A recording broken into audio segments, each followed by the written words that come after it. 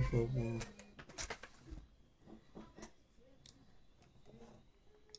Mapapu evazungu. Chido chemoyo uzira ngura vadenda. Mwende bigo dijaribu. Chido chemoyo dijaribu. Ni wakende bigo dijaribu. Ni chido chemoyo. Sawire.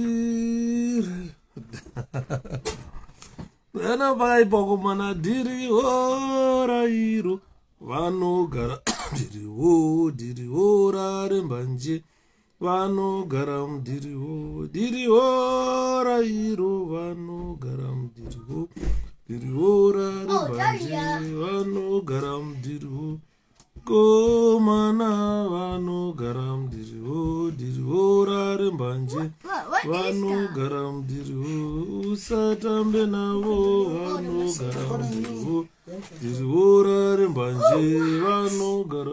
What is this? It's my new top for school. Your new top for school? All right. Oh, can you? I'm live on Facebook, so. Diriwo ravagumana. Diriwo rarembanje vanogara diriwo. Zviri kufamba sei vana veZimbabwe? Regai nditi manhero akanaka. Tanonoka kuuya moza kuti ukamboenda kubasa ukaita sei ukadzoka. Nhasi ndakaneta nhasi semunhu aswera akamira, but hazvititadzise kuti kurukure. Zviri sei Edi Nkwasha? Hazvitadzise kuti kurukure, tofanirwa kukurukura tichiona kuti zvii zviri kuitika munyika yeZimbabwe. Nhasi ndambobira ndiri kubasa.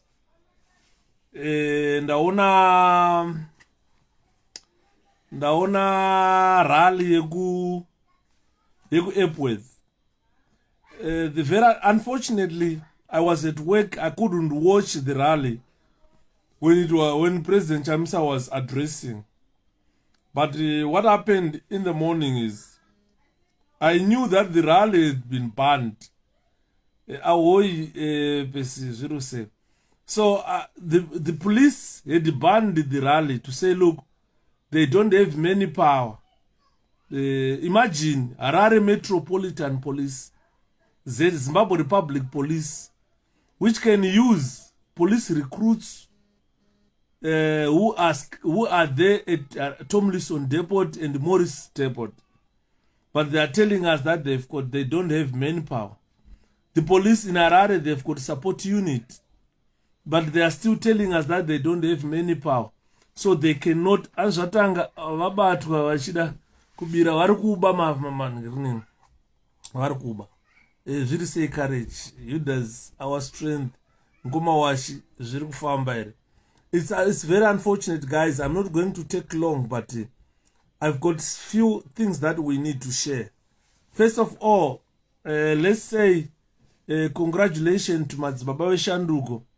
Madzibaba Godfrey has been granted bail. And I am not sure, I'm not going to name someone in America, very special person for us, who has paid the 10,000 bail. It has been paid in America from someone from America. Just felt Madzibaba Shanduko must not struggle to raise the 10,000 bail, and he actually did paid that bail.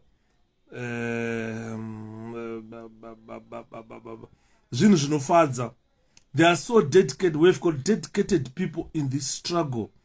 And last time, guys, to be honest with you, let me say, I listened to Eric Knight, the general.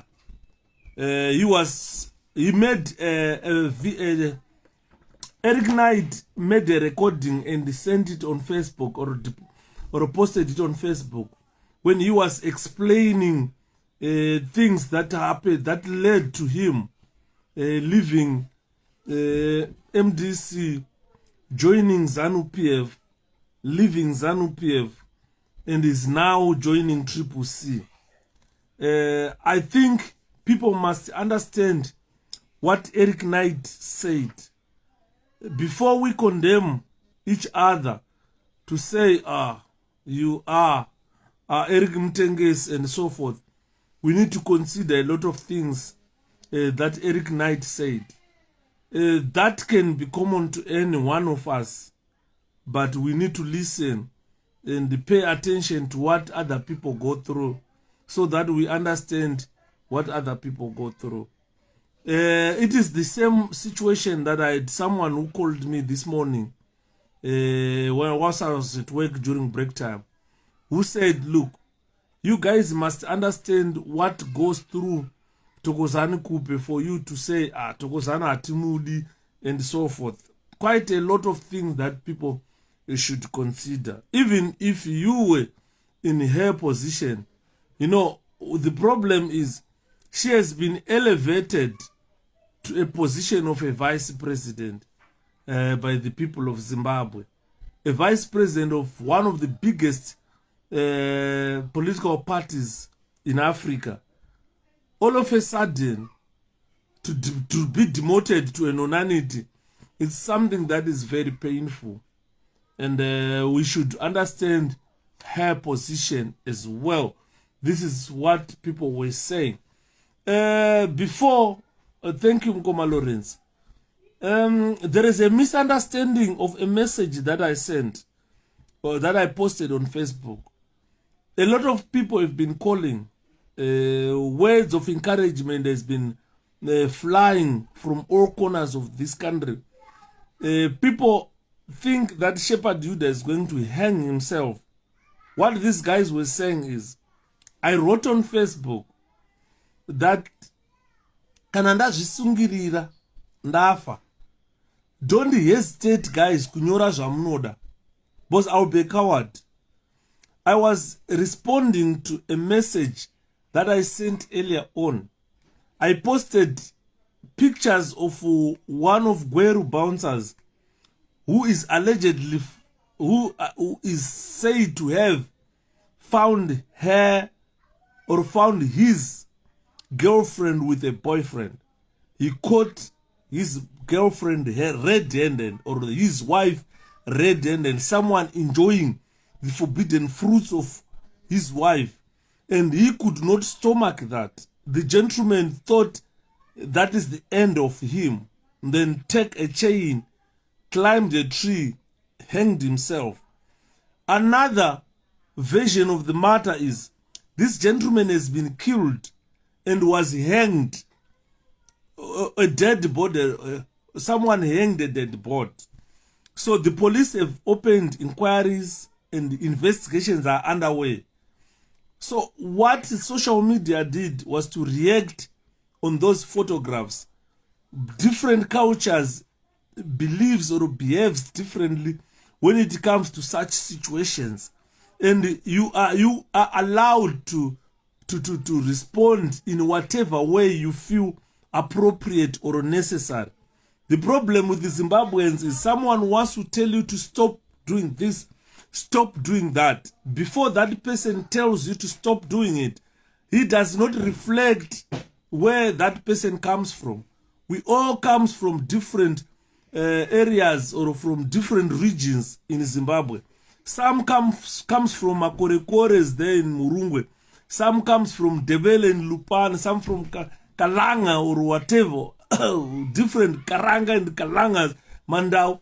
We are different in terms of tribes, and we treat these issues differently. So don't say you come from Matebele land or you come from Makorekore. Then you want to tell someone in Manika land or Manika, don't say this, don't do this, please. Let's stop it. Let people react whatever way they want to react. I did not say I will hang myself. I said, if I hang myself and die, you are free to write whatever you want. Any nonsense you feel, oh, this stupid man deserves to be condemned for killing himself, then write anything you feel like. I did not say that I want to kill myself. So people, there was misconception. There was continuity of the previous posts. So people were not privy to the previous posts. So I said, let me correct this before people vanhu vasati vaita heart attack. I'm here guys, madira anoita kurarama kwangu. Hanzina mbuya varu hello Yuda, handichagoni kurara ndisina kunzwa mashoko anobva kwamuri. Ndotenda gogo, ndotenda maita basa atete munhu kanyatsanza makadii. Saka nyaya iri kuitika ndeyekuti vanhu vari kuba mabaloti vatanga vanhu veZANU-PF. Taiona vachiunganidza vanhu. They were like gathering people from all walks of life. Imagine that a rally in Chitungwiza, that these people held. They beat people from all walks of life. Buses went as far as Masvingo, Mutare, Chipinge, Nyanga, Lupane, Plumtree, Wange, Victoria Falls, Beit Bridge, Gweru. Buses went as far as all those areas to go and ferry people, to bring people to Chitungwiza. You understand? The mistake that E.D. Mnangagwa has done so far is taking the same people every time and then, busing them to Sholosho, busing them to Beit Bridge, busing them to Gweru, busing them wherever, Epworth. The same people who are going to hear the same message from the same president, from the same person. That does not make sense. And this is like vanhu vari kuorganize, vari kurongera Mnangagwa zvavari kumurongera, vanenge vachimunyepera. Kumunyepera kwavanenge vachiita, vanenge vachimuti president nhasi kuchitungwiza kwakazara. Ukabvunza kuti kwakazara, vanhu vamwe chete vari kungotakurwa kubva kumaundarwini, vari kubva kubhindura. Vanhu vamwe chete vari kutakurwa vachiendeswa kuSholosho, vachiendeswa kuEpworth, vachiendeswa kuchitungwiza. Vanhu vamwe chete, havana vanhu vanyowani vari kuuya kuzonzwa kutaura kwaMnangagwa. Saka haana zvaari kuita. Kana vachiunganidza vanhu vese vai, musafunga kuti vanhu vamwe vanyowani kana vanhu vemuchitungwiza. Hapana vanhu vemuchitungwiza paya. Pane vanhu vamwe vakabva kumatuza adonha game reserve uku, vakanga vashaya mabhazi ekudzokesa, vaingotendera muHarare. Zvichembere zvachembera zvapera basa, zvinongokukurwa kumusha kunzi ukasara tinokurova. Hanzi maiona here vhidhiyo yekugokwe, vanhu vangotora hupfu. Ndaiona ndaiuploada courage yekuti vanhu vadaidzwa paya kunzi kuri kuorwa, uyai kumutore hupfu. Wakusvika paya kudaidzwa nemazita makunzi pamberi neZANU kana kana apfutseke. Asi ndo zvataungana pano vangosimuka dzvamwe yanhonga chake. Zvaakuratidza kuti vanhu havachadi. Hanzi mukomaida, do you think the elections will be free? ZANU-PF tapiwa will never hold a free and fair election. Andiona, ZANU-PF will never hold a free and fair election. Zviri kuitika izvozvizvi, Mwari vane purpose yavari kuzviitira. ZANU-PF is exposing itself, and it has been exposed on several shenanigans. Andimona, hakuna ZANU-PF hold a free and fair election. Ndo zvanoziva kuti vakaita free and fair election, kubuda kwavo mupower. Saka vanoda kuzama chitsotsi chese, vanoda kuba nenzira yese. Saka imimi be vigilant and defend your vote. Ndafara zvikuru ndikaona vanhu vanga vachiti panapa hatichadi. Gokwe kwa kumaruzeva kwaityisa Gokwe. Vanhu imimi mukabatana zvinoita imimi. Ndofunga vanhu maakuzviona manje kuti mukasatya mukabatana hapana chisingaite. Hanzi iyo nzara hama neshamwari kana waendeswa kumarani. Ndo zvinobhuwa, ndo pavanozokandirwa shuga wakumwairwa, uri kumwairwa ngeshiri dziri kumwairwa masefa kana hove dziri kumwairwa masefa.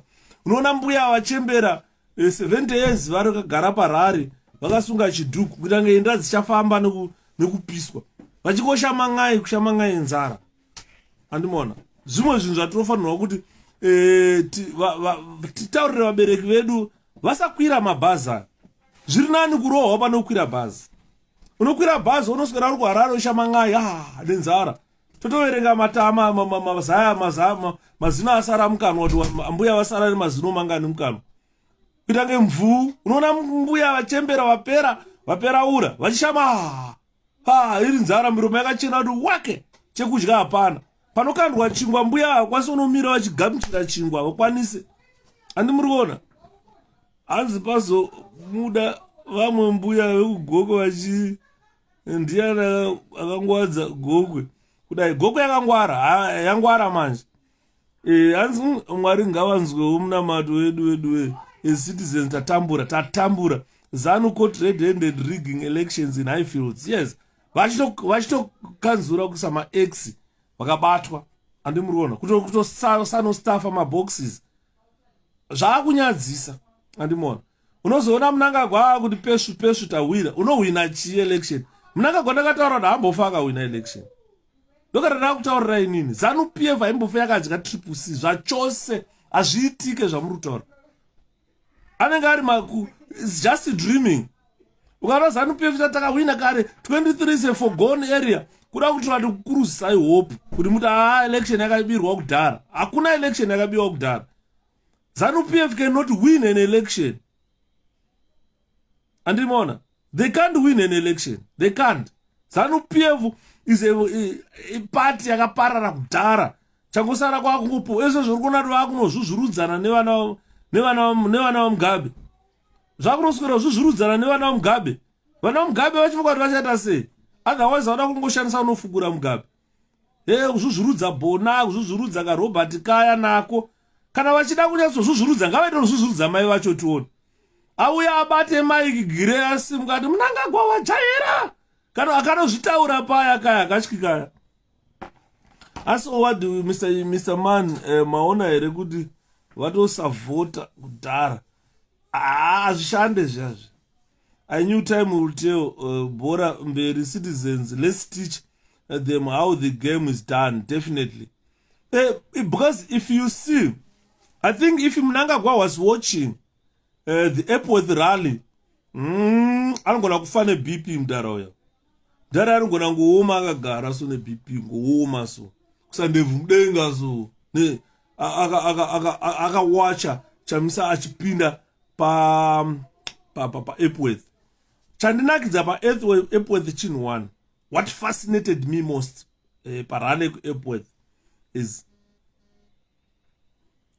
a rally yanga yabhaniwa because there is no rally that is going to be held in Epworth by the police.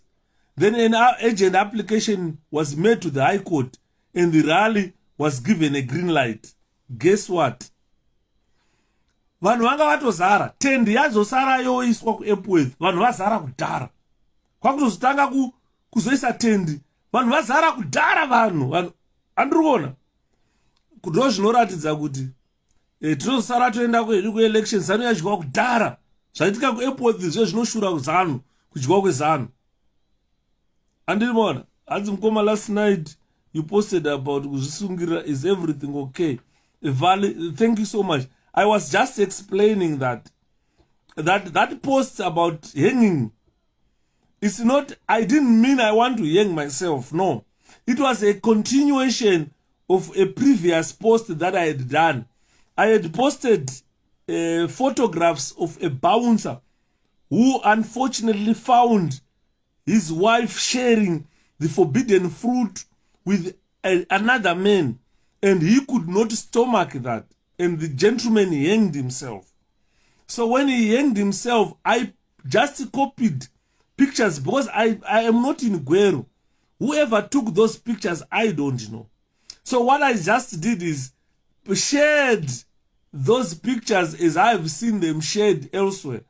Then wrote the story as it was. I never edited the story. So people were up in arms against me. Why did you share pictures of a hanging man? How about his relatives? Why can't he consider his relatives? Honestly, even his relatives today are crying. But they are calling him stupid. How can you hang yourself? Because a wife has shared a forbidden fruit with another man. Then is that a reason enough to hang yourself? You understand? So I was responding to those people to say, look, even if it was Shepherd Judah who hanged himself, please write any nonsense you want. I'll be very stupid to get to that tambo samuhuro kuzvisungirira kufa. You the stage. And maona chikafu unodyirai papo komangwana woita sei. andiri maona saka ndonyaya tachitaura paya viji yokuti ukaona Yuda azvisungirira, you guys write anything, any nonsense, because I don't have brains. Some people are struggling. Kune vanhu vari kurwara, vari kuchema, dai Mwari matiraramisawo, ande but vanhu vari kufa. Iwewe uri upenyu, uri bhaunza, unosimudza masimbi. Ndosatogara chitaurira umwe wafesi panapa kuti kazhinji kacho modi kumbowanza bhuku mumbomusiya kuwanza masimbi. Building yonyama zvichadza kuvaka brain does not work. Andiwana at the end unozvisungirira kuti mukadzi atsotsonywa, iwe uzvisungirira ndiwe here uri tsotsonywa, unoita unosungirira. Why should you hang yourself? Ndiwe here kuabhuzwa usakwarume soka. Ndozwa hasha kana chitaura nyaya dzevarume. Why can't we reason, man? Todine rigging saitika pa presidential. President Chamisa vakati, guys, terirai munzwa. Let's make sure everybody is registered to vote. Let's have vanhu vakawanda to register to vote. Kuriga vanhu avaregera. Muri kunzwa? Because there is no any other way that is going to save ZANU-PF except rigging. ZANU-PF haina kana any other way that they can win an election in Zimbabwe. And I said last time, the current situation in our country, there is no candidate that is going to beat Chamisa. I want you guys to bear this with me. No candidate in our country, no presidential candidate in our country can beat Nelson Chamisa. And ZANU-PF will try at all costs to use any forms of rigging. But this is why you see now people are everywhere and they're exposing that rigging. People are so tired.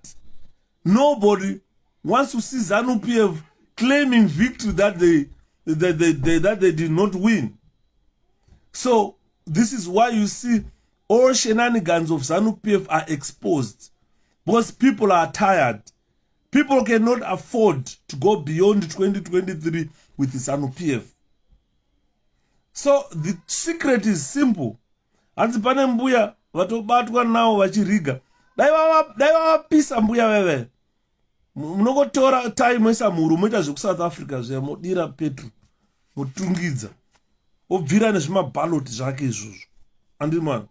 Asi akatodii naye hande yetinovhota panashi. Tanovhota to-contributa mari. Like what I said yesterday. It's so pathetic, guys, that you guys, we always talk here. Simba redu riri kuperera kutaura. When it comes to contributing, we are not contributing, we are not helping. But we want results. Those results can not just come. Those results can come when we work, when we implement, when we do things. As long as we watch and think that someone is coming to help us, no one will definitely come to our rescue. We can only rescue ourselves. Saka panonzi ngaticontribute pa, let's make that contribution. Panonzi ngatiite zvakati, let's do whatever we are told to do to try and seal all these loopholes which are leaking. Because we don't want to lose an election. Zvinaumira mushe ZANU ma1 tapiwa ndo zvatiri kutaura ma1 ezanu. Why can't ZANU-PF itaura kuti guys, this time hazvinaumira mushe, triple C is hotter than MDC. Asi Mwari vari kuramba chitsotsi chose exactly chatu. Mwari vari kuchijamuka and everything is being exposed. As na Rose, has anybody ever heard ZANU-PF asking the people to register to vote? They can't, because they know they rig. So let's register to vote. They are tired with Madalas, even with the ZANU-PF. ZANU-PF friends are even saying it, but they can't say it openly. That's true. That's true. They can't say it openly. And what is ZANU-PF vazhinji varudaidzira bhora musango. Hanzi tinopuwa ma-t-shirts, tinopuwa toda mabasa. Musatipe ma-t-shirts. Give us jobs. So what's the way forward with the tempered ballots? I am not sure what will happen now at the floor. It's all up to Zach. I'm not sure what will happen now. It's all up to second the candidates in those areas where those ballots were tampered. Andini Murgona. Social media has destroyed ZANU-PF. Atete Brenda. Mapeza. ZANU-PF were a bit stupid. Those people, they were calling Chamisa Facebook president Chamisa. I tell you, social media is perhaps the most powerful platform today. Because we have reached every place. As I'm talking, people in Goko are listening to me. As I'm talking, people in Bindura are listening to me. As I'm talking, everyone everywhere is listening to me. I receive phone calls on daily basis. Thousands and thousands of calls. People suggesting topics, suggesting, you Daken, what can we do as we are doing here? We are all from different areas of this world, but we are gathered here. We are talking about Zimbabwe here. Since 1980, Hans Komonzora anyarara aripo here, and Hans anga admitted. I think I got a heart attack. So is it true that Zach said they don't want phones at the pools? Some people are saying that. We don't know whether that is true or false. But one day we'll try to find all those pooling agents, ask them, what did they say? Goko yakutoda kutoita stronghold yetriple C. Hanzi naWoro ndipi mdhara waona audio here yangu ku WhatsApp ndaiona mwana wamai yamuchangwa Linet atete zviri say even us in diaspora, if we can just work $1 each, it will help. That's the time now, guys. Exactly atete Linet. Those are not. We have got a problem yekuti tine vanhu vanoda change, but they don't want to work for change. Tikata $1 each diaspora zvinoita. Tikata $10 each diaspora zvinoita. ZANU-PF were never prepared for social media and technology. That's exactly what happened. They were caught unaware. This is why they think that social media belongs to Chamisa. Mnangagwa tried to deploy Varakashi kuti endai munotamba nawo ku social media, but vakasvika vana Yuda tabata. Andrikuona social media vakasvika tabata. ZANU yakanonoka kuuya. Varakashi vakada kutatarika tikawisira pasi. Vaiuya pano vachituka. Mazuva ano uchambooni Murakashi kuita kuti vasipo zvachose. Vakosara Mbada Wenje, I think ari one. Vana Jones Musara vese vakaenda. Andimona, Hanzi Mkoma, it's nice to see you. Thank you so much. Thank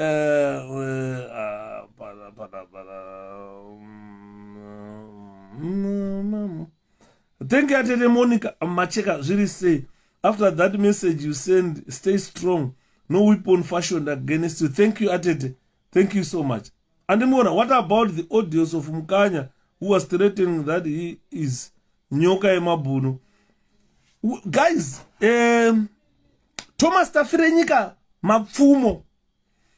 ZANU-PF is making a very big error. I always say this. ZANU-PF has made a very big error by attacking Thomas Tafirenyika Mapfumo. You don't attack Mondoro.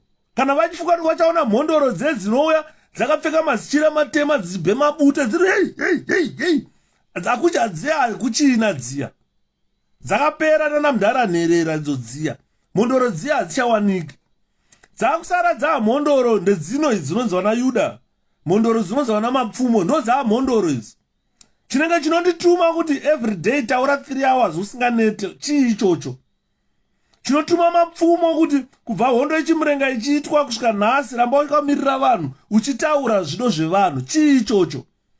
Andimona masvikiro nemhondoro ndokwadzaakuuya kwadzakubudira. Don't ever attack Mapfumo. Bosi kwangona waataka Mondoro iyaya matopera basa. Ndakabhotaura Hanzi Mkomana ngaapinde. The love triples. Thanks Baba for representing us, Mr. Say, calling from Plumtree. You understand exactly what I was saying. Thanks Siyabonga. Siyabonga is in Plumtree. I am reaching all corners of the country. Kumaruzeva pane mwe munhu atondisendera message akanditi mudhara usaneta hatizive kuti chii chiri kutuma, because so far we have got thousands and millions of Triple C supporters, but no one is dedicated as you are. Every day you take 2 hours, 3 hours talking to the people of Zimbabwe, giving us feedback, calling people tinzwa kuti Job Skala ari kuurawa, tikunzwa kuti madzibaba vadumburwa musana, zvese yatove source of news panapa. Takunda zviri sei. Evans Murima anzi command sender tine maagency here. I'm not sure. I'm not privy to that, but we'll try to find out to make sure tine vanhu variko here. How sure are we kuti vana kupe hakusi kutuma? Don't trust. We are not trusting anyone at this juncture. Mkoma Takunda anzi wonder Marvel vati chiko about mapfumo. Anyone with the link, I will try to find the message. And the other message, they were threatening Shoko. Mzurumana wamo veteran, hey, oh, Shoko, wapanduka, wakusapota triple C, hafa katonga nyika ino. Wakomana, Smith akazvita. Ian Smith did that. When he said, not even in 1,000,000 years, 1,000 years to see a black man running this country. And today, blacks are running that country. So what I'm saying is, don't listen to morons, ZANU-PF morons.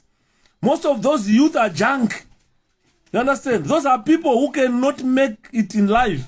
And they think ZANU-PF is everything to them. And they know if ZANU-PF loses, vanenge vakutanga kutsvaga mabasa, vakunzi mabasa endai munoshanda. Vajaira kupuwa mari dzemahara, $10, $20, vachienda vachirova vanhu kumamisha uko.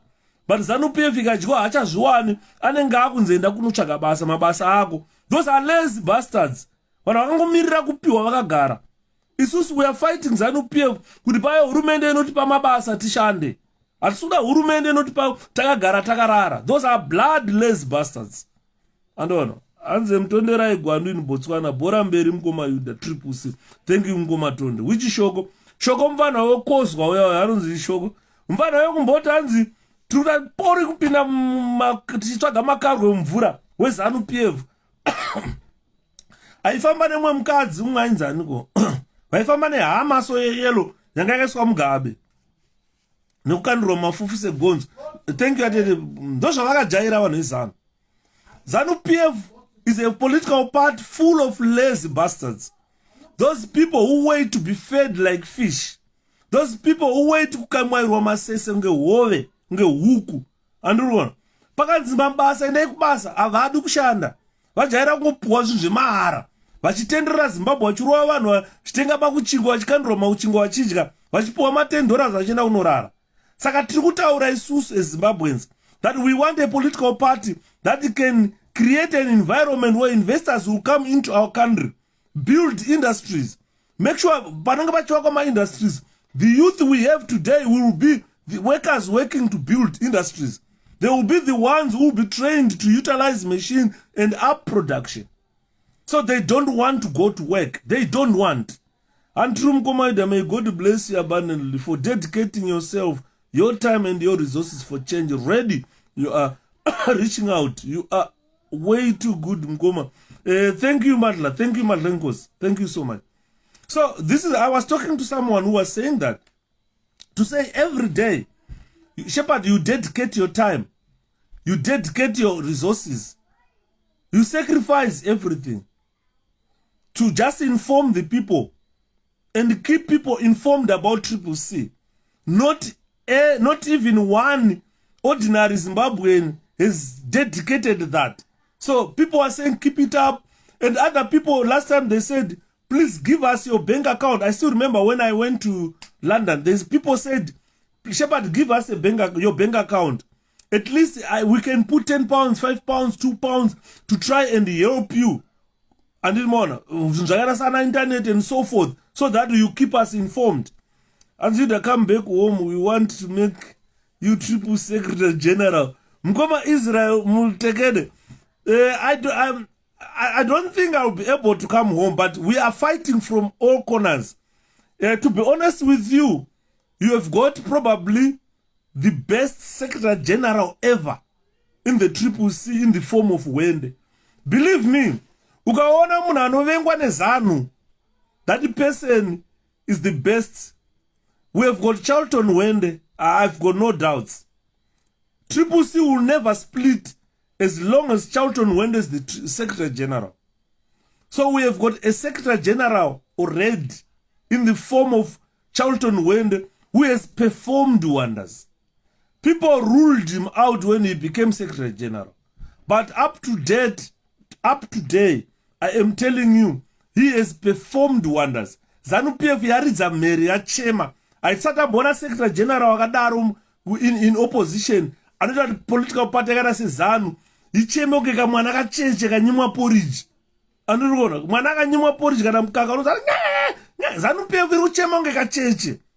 If you look at ZANU-PF yakuita kunge a newly formed political party, the way they are behaving is because of secretary general watinaye Charlton Wende, the organizer watinaye anonzi Amos Chibaya. Ndakati ichi mwana wani Chibaya Amos uyo mwana wani uyo imbondiudza iwe mimi mai vake na baba vake Amos Chibaya ndiani mwana wani uyo because mungu atinogona ngotenda iye tisikazive zvakabva kupi tofanira kutenda kwaakazvarwa kwaakabva kwaChibaya kwacho ikoko ndo mwana watofanira kugara pasi chitenda chiombera kuti makatizvarira mabasa anonzi Amosa ende nyika yese iri kufara. Zvatakaita kuna baba achamisa tikati baba achamisa tasingazive kuti makati pachipo. Pana Amos Chibaya nyika yese iri kufara, pasi rese riri kufara. Ukaenda kuZambia kwese vari kufara. Ukaenda kuMozambique vari kufara, ukauya kuUK vari kufara. Nemabasa arubatwa naAmos Chibaya. Hanzi yaita presa usiku pakaipa. Andi murikuona. Saka nyaya yatikutaura ndeyekuti we have got team yatinayo yeCCC.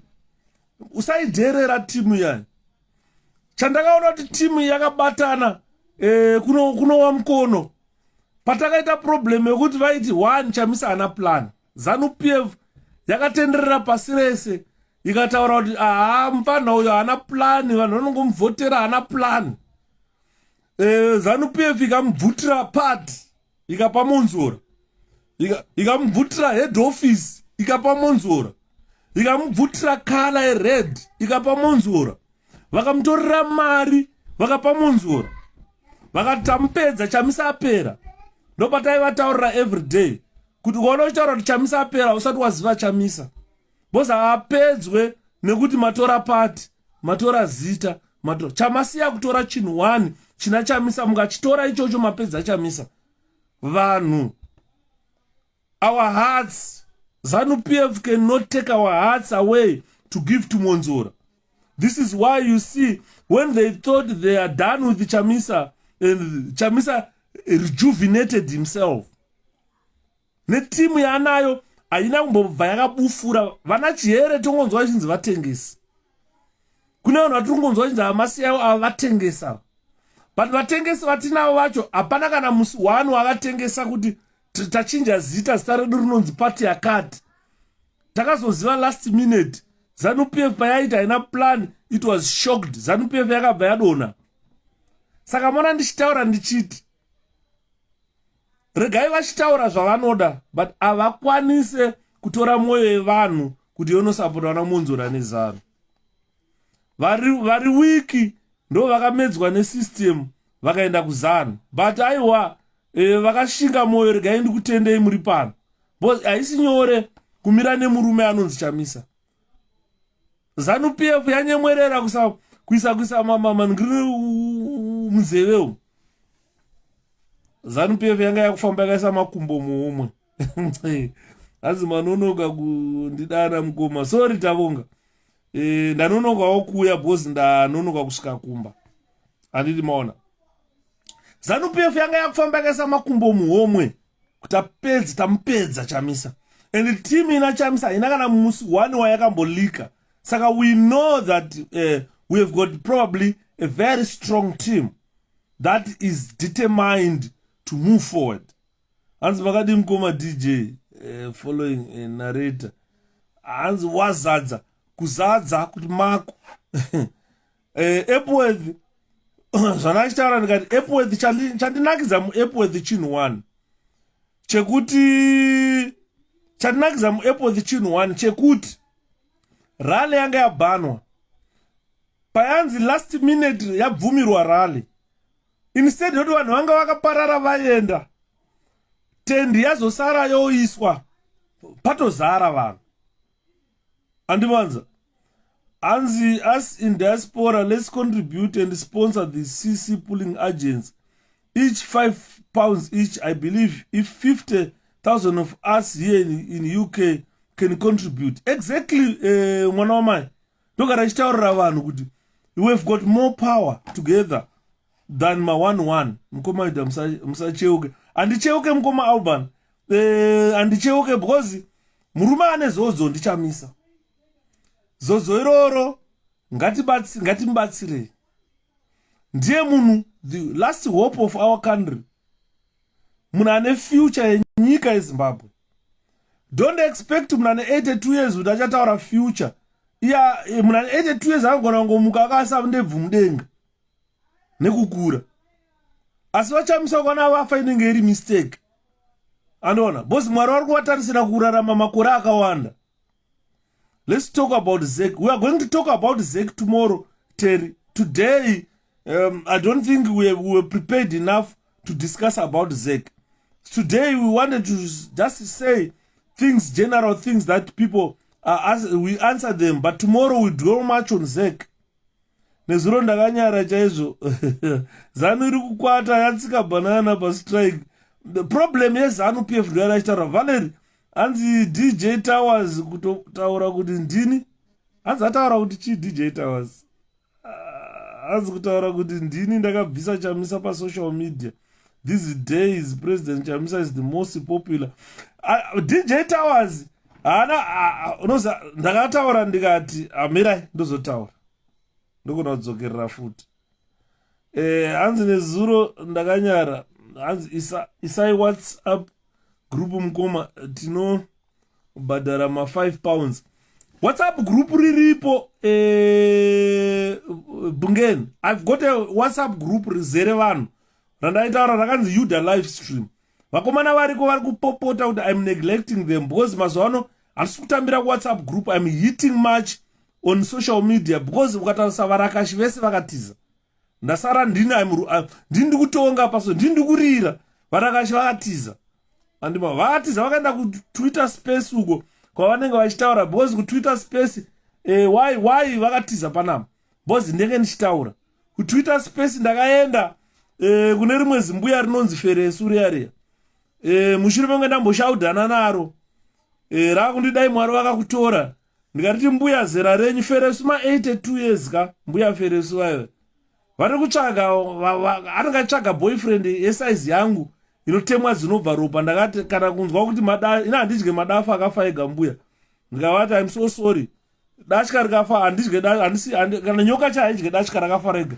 Nyoka inotaimira kubata. Feresu radashka rakafa rega riya. Saka you find madafu akaita sewa yakazara ku space. Saka takati inini handisi kubva ku Facebook ndogara pano bosi varakashi they are gone. And DJ Towers ane bipolar ane problem hanzi na asset bata basa mwana wamai good job thanks Epworth. Anvara anonzi DJ Towers yo ndogara nchitaura baba vake anga ari musupport unit aidzidza pasapo mufana wandoziva aidzidza pasupport unit paipa pa primary pai ndo paidzidza baba vake anga ari mupurisa. Andimuri kuona sezvo ndofunga baba wacho bainavo vaakupenjeni. Handifunga kuti pane chavakabudawo nacho. Problem yaapa yekuti dzimwe nguva ari kuti ndikaitawo zvakati baba vanga wanewo pokugara nekudya yanzara iyayo. Plus vana DJ Towers vanhu vaidzidza chikoro kavaive. Ndakazova vachidza nedegree raaccounts rinoshanda chii. Andimona zimbuya rinonzi Shinga Feresu riya ibere chairo rinopazha manyoka anopisa. Kana kuZANU-PF vanhu vacho vanoisapota unongoonawo vana Feresu vaive. Hanzi ndiri professor ngati professor wemadasha uri dafi. Saka ukaenda kuspace havakupe mic yekutaura. And so I don't go there.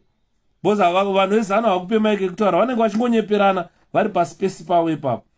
DJ Towers Passion Jawa vafana vasina kana basa. Havana kana future vafana vaive. Ukatarisa Passion Jawa ukamubvunza haasati amboshanda upenyu hwake. Taizwa ndine mari ndine chii. Amenanzi akamitisa chibhonda muHarare umu. Kamukadzi kaike kuEthiopia kakamuramba. Hamuchamuoni manje achitaura ndine ndege, ndine helicopter, ndine Lamborghini inovhurika haana chaanacho. Ukatarisa kuZimbabwe wafamba nechimudhudhudhu. Kana kuZimbabwe warifamba nezvima Range Rover zvima 1000. Range Rover hadzidhure muno muUK dzedhiziri. 1000. Anoida Range Rover unza 1000 pounds ndokutengera Range Rover. Adon. marenji rovha anofamba nawo hazvidhure munomu. Ndakati ndichitaura namakanika wangu anondigadzirira motikari yangu, ndakamuda kurasa BM yangu, ndoda kutenga Range Rover. Akandi unopenga here? Unoda kuchinja BM neRange Rover, unopenga? Saka zvinongoita Range Rover range yakaita sei? You've got probably the best SUV. Andimona vapana madrugs, vanhu vemadrugs mbanje. Exactly. Twitter unotopedzisira wabva they agreeing pachavo. Andinoona vanenge vachinyeperana paTwitter space. They don't even give you mic to talk. Inini vakandipa mic ndikavharisa Twitter yese. Ndaenda pana mbuya Feresu. Vataura ndikati iwe Feresu chimbonyarara nditaure nezvako. Wakauya kuinbox kwangu ukati zvakati ndikamburitsira mamessages. Vana vakati mbuya rinyari andoona. Saka akabva atoti mubvise. Saka kuspace kwavo vachatombondidi ikoko. Andoona saka kuspace kwavari vanenge vachinyeperana. Vanenge vachinyeperana vachibvumirana. But they don't read the situation on the ground. In Zimbabwe, whether uri kuita nezvei munhu ari kupisa ndovachamisa. Chamisa ndiye ari kurira. Ndiye ari kutomakwa. Achamutumira mari yeRange Rover Zandana. Asi java ayo zido remakoko raitiza malessons. Hapana chozikanwa apa. Handifunga kana form 4 yacho kana 5 levels anadzo. Handifunge kana JC yakanyorwa paya. Handifunge. Usataure nezvajava anondisota, ari kusota vanhu vakawanda stere. Kuitikuita kuna mhofu haana kukwana. Pane rimwe rinonzi mhofu rimwe riya rinongonyora. Kutwitter vane advantage yekuti vanongonyora ka. What advantage they use kutwitter is mapresident enyika dzakawanda ndopa vanoverenga news ipo paTwitter. Saka they take advantage yekuti it's easily accessible worldwide nemasuperpowers nemachi vasingade kuya kuFacebook. Adoona. Saka vese vakazara kuTwitter. Saka vakabva vamhanya kuTwitter vachipiwa $10 vachitwitter vachinyora nonsense. So what the unshepherd youth asinhasi ndarwadziwa nefuel 120 full tank. Mukoma blessing mutaura izvozvo. Mozari kunokuya kuti ndekupa mazadza full tank 120. Ini ndaizadza 130 full tank X5. Now I think atoye kuma 180 or 200 pounds for a full tank yandofamba 1 week. Andimona fuel yarwadza ko kuzoti kuZimbabwe vachadzipaka motikari dzedze. Andimona vachadzipaka mota kuZimbabwe. Saka tine problem wakomana. Nyaya ndutare pa social media panapa. Atete bungeni I think ndakataurira last time kana vanenge vaida kundibatsira vanongofila kuti ngatibatsire mukoma Yuda. Ndakazona ndatumirwa 20 pounds PayPal. My PayPal is probably the best. Not my bank card. My PayPal is probably the best. Kana ukasa 5 pounds PayPal, I receive it. Kana ukasa 2 pounds PayPal, I receive it. Like last time zvandakataura kuti urikuona ku PayPal kwangu kagara kune masenda anenge ariko. Pakaita problem. Like madzibaba vedu veshanduko vaya baba Godfrey. Nhasi chaichai mari yebheo yanga yanetsa. But tazotaura nevakuru vari kuAmerica vabhadhara bheo. Mari yabhadharwa madzibaba bheo yabva kuAmerica. Someone ari kuAmerica atongoona akati Joshua madzibaba veshanduko voenda kujeri here. Kunogara mujeri munhu asina mhosva yapara. Andimona. Saka vabva pachemwa pakaita sei ndobva kwasimuka vakuru vari kuAmerica. Vakuru hatichatauri mazita. Vakabva vamhanya vakabva vatumira mari yebheo. Mari ichibva yabhadharwa masikati anaya madzibaba veshanduka vabva vabuda. Vachibuda ndobva ndavafonera baba Godfrey renyu rabhadharwa mabuda here. Zvikandabuda baba. Asi chero ndanonoka but mukoma people always say Chamisa begged for sanctions. Manje zvonetsa. Wabva wauya negood topic taonga. Issue yema-sanctions ndakaitaura. If you go pa YouTube yangu, the videos there, I did it in English, I did it in Shona. I dwelt much on Zidera, the issue of sanctions. Chamisa does not have powers to influence the foreign policy of America. America is not just an ordinary country. It's a federal government. Being a federal government with the 52 countries, they don't listen to one person like Chamisa. They don't listen to one person like Biti. To be honest with you, it's because people in ZANU-PF, they are less people. They are less bastards. They can't even read. If you ask them what sanctions were asked by Chamisa to be imposed on Zimbabwe, if you come to the UK here, you will find Zimbabwe products. Zimbabwe trades with any country in Europe. They've got no trade sanctions. You understand? And the other issue that I said is you guys in Zimbabwe, these people, they take advantage of you because the people in Zimbabwe have got no time to read. You have got time to sell tomatoes. You have got time to spend, you'll be on the market the whole day. When you go home, you just go bath and sleep. Tomorrow morning, you'll be on the streets selling madomasi, mango, chibage. You don't have time to research or read. That's why ZANU-PF take advantage of people in Zimbabwe. Because if you look at American embassy, America has got intelligence people in Zimbabwe, all over the world. There is no country you can go where you don't find a CIA. All over the world, there are CIAs. There are spies, American spies, all over the world. Vakomana vamunoona vanochinja keshi. Munana 4th Street kuyekwe kumabazi kuyekwe vanochinja keshi vaya. Vakomana vaya, ukada kuvaongorora vazhinji vacho maspies. Vamwe vacho vanonga vari ma-CIA, vamwe vacho ma-American spies. Munhu ashanda hamukire kubasa anongomukira nochinja mari achidzoka achita mbinga. Andiri kuona vana java ivaiva musavadherere anogona kuyatora spy hombe yeAmerica ipo paya achinzena unopinda kuZANU-PF toda zvakati. Vana aimboziva kuti Philip Chiangwa was a spy. Ndiani Philip Chiangwa? Paakasungwa karohwa akatanga chastroke Chiangwa abatwa. Ma-ambassadors vana dzvairo kuMozambique, they were spies, American spies being paid by America. You see, those people are the people responsible for conveying information to America. Information yakana yasvika inonogarirwa pasi, yagarirwa pasi yosefwa mazita evanhu. Unoziva kuti America haimbofa yakaziva kuti company inonzi nickel mine kubhindura inoonewa nani, but inondowana information inobva kumaspies ivayo. Andi muri kuona? Saka what happens is ZANU-PF takes advantage of you guys because you have got no time to read. You don't have time to research. America has got spies in Zimbabwe. Britain has got spies in Zimbabwe. Zimbabwe has got spies in Britain. You understand? Zimbabwe has got spies in America. And those people, what they do is to gather information and convey information to their countries for analysis. This is why you see it does not take American Congress to pinpoint who is doing this, who is doing that, because they've got intelligence that works on that. If you don't understand that, you run around say Chamisa akakonzera sanctions in Zimbabwe because you lack knowledge. That's what I liked about April days. President Chamisa spoke ZANU-PF language of land and titled it, if you want to confuse your enemy, speak his language. Java is not intelligent enough to be a spy. So just let that at the floor.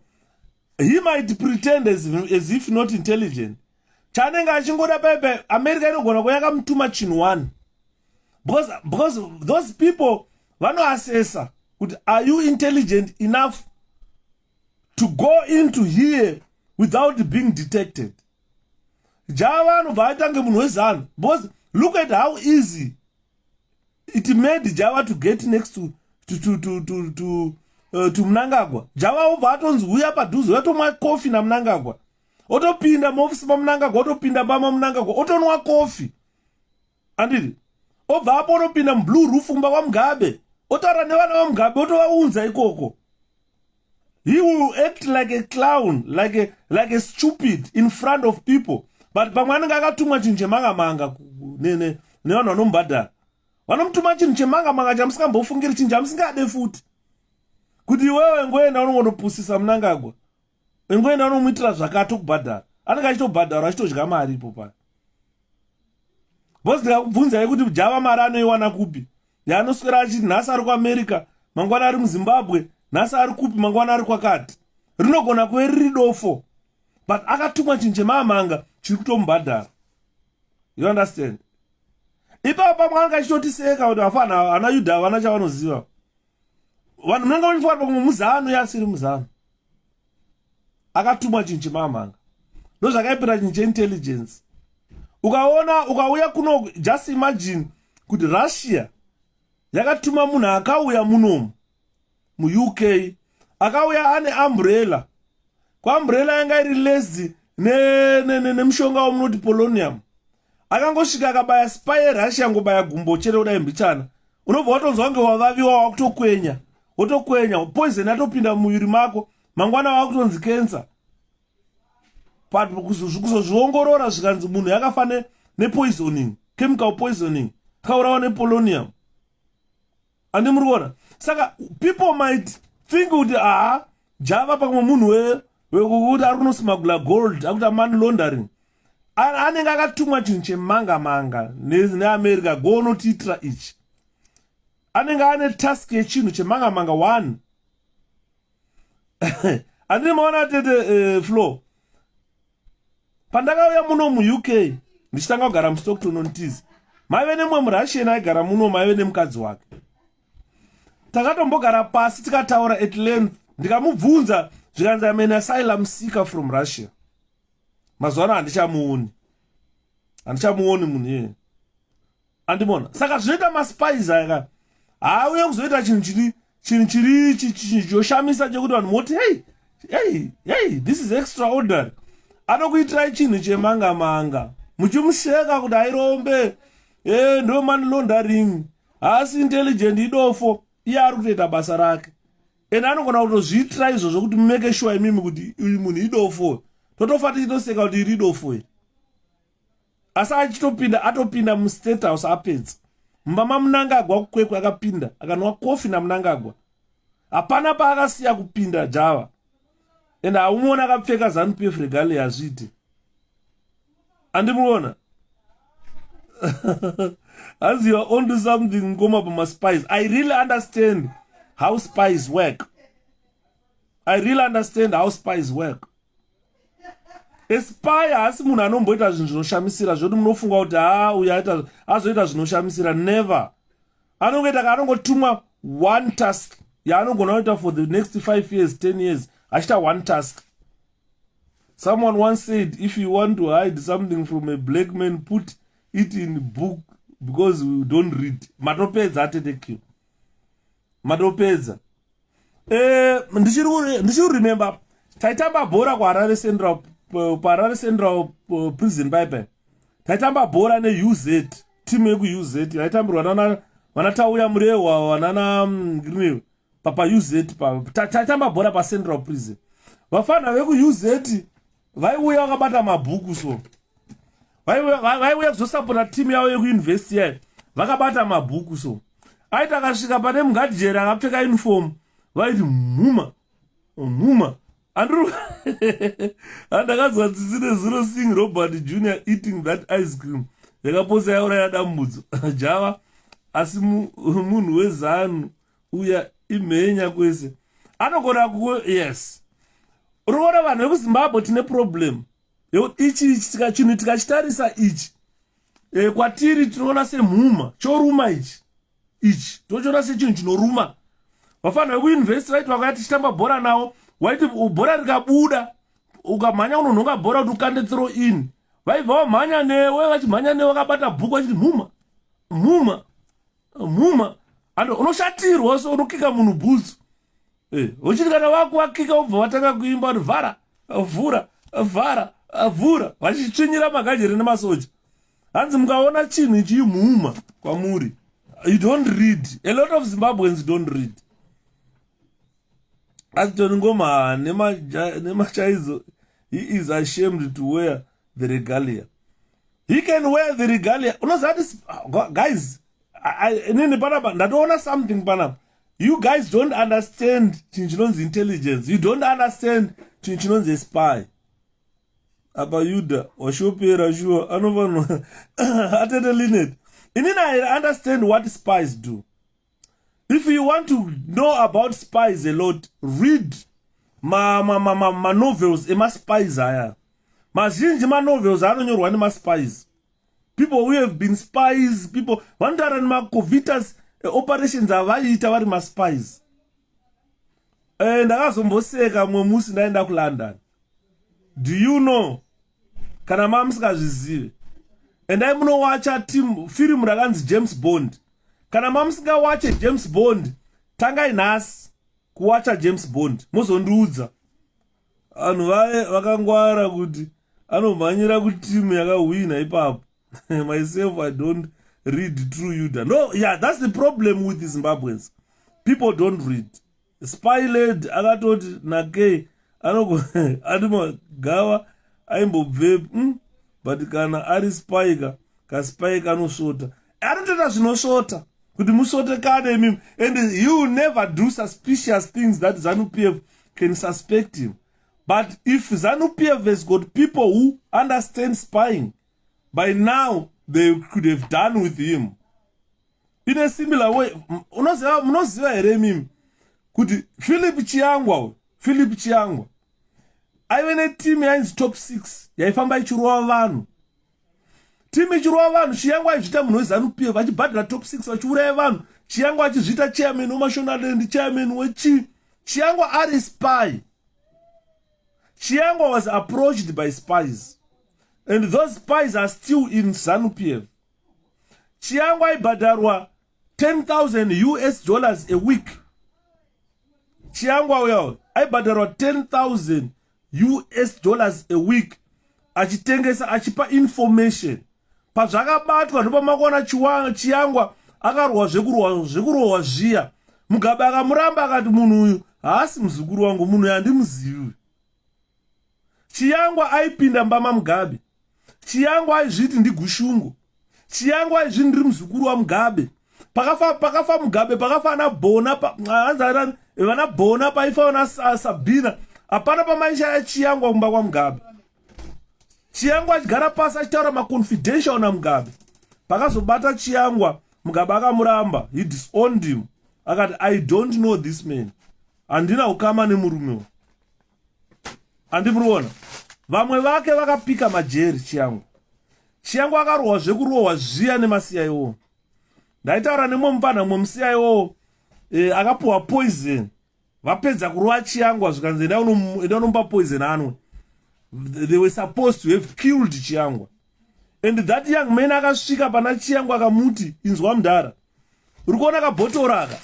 Natapuwa unzwa ngokati gahwani kakaka utore 2 minutes unenge warohwa pasi. But ndanzwa tsisa, I'm not going to kill you. Mbana yakabva atotiza, CIO akabva atiza. Urikuona, akabva atotiza paakarega kuuraya Chiangwa. Chiangwa akangorohwa akaremara chete ruoko. Mungamona achitamba achimba zvanenge achimba achiti ngwena vauya kuvhara mawani kuyakwe.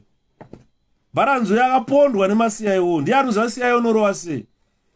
Chiangwa akarohwa pakusvika pakuti paaifamba aifanira kufamba akakotama kunge gudo. Bosi ukafamba wakamira unongoita nhamatuzvi.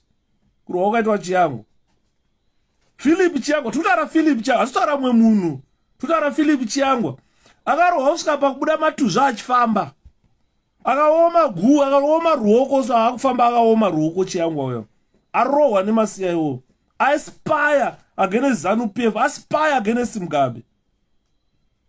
Andimruona nyandi kutaura. Aibhadharwa Chiangwa $10,000 a week for selling out. Maspies aya. Kwakabatwa sei, amenda akabatwa sei, vanhu vakamubatisa ndofunga mabhururu akana Dzvairo. Kwaiona ainzi Machi, who was an economist. Kozi amwe ainzi Dzvairo, anga ari ambassador kuMozambique. Boys racho rese iroro rakapindwa nemaspy. America zvayaida yaiudzwa nevakomana ivo vayo. Saka zonzwa munhu achiti anzi ndichamisa akanotsvaga masanctions. Mutaurire kuti uri kunyepa iwewe.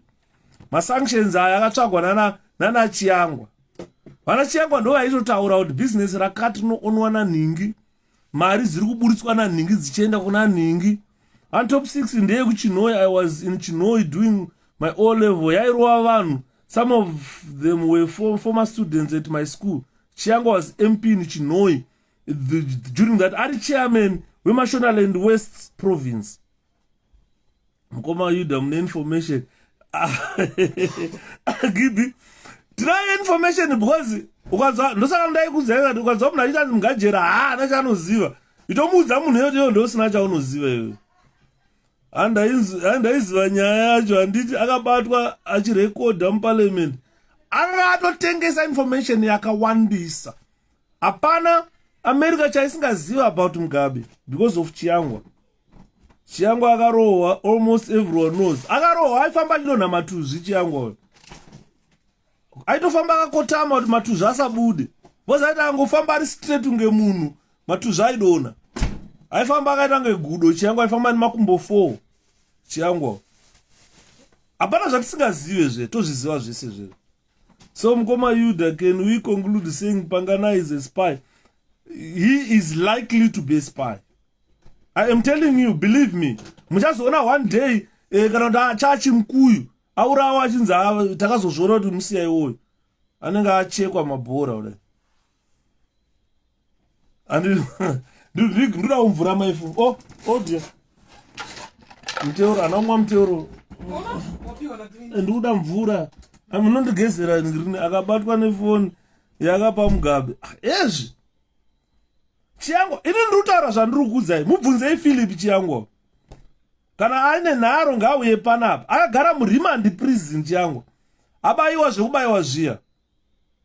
Akangobuda kanzwa angoti bufu chete tokutsvaira tokuuraya.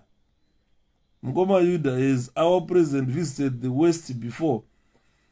Vachamisa like any other politician. The West kana boss sakatine MDC andiriona. Saka vanodaidzwa mapoliticians ese anodaidzwa. Vana Mnangagwa vakambodaidzwa vakaenda kuAmerica. Mazanu PF vanodaidzwa vakamboenda vana Makedenge vanani. Hapana asina kudaidzwa. Opposition ikadaidzwa ikaendawo. Saka mukasvika kuCongress munogara pasi mobvunzwa. Boss vanenge vane information yavanenge vachida kuziva. You cannot give a decision to the Congress kuti isai sanctions. You can't do that. Vana Mnangagwa vakaenda kuCongress vakanobvunzwa. Vana Bonyongwe veCIO veCIO vakaenda kuCongress vakanobvunzwa. Vana Chamisa vana because they are members of parliament. And when you are a member of parliament, the American Congress kana information yainoda inogona ngokudaidza yokubvunzurudza kuti ndimi members of parliament chichiri kuitika munyika medu. Hapana asina kumbodaidzwa kunobvunzwa kuAmerica. Thank you Mkoma Clever.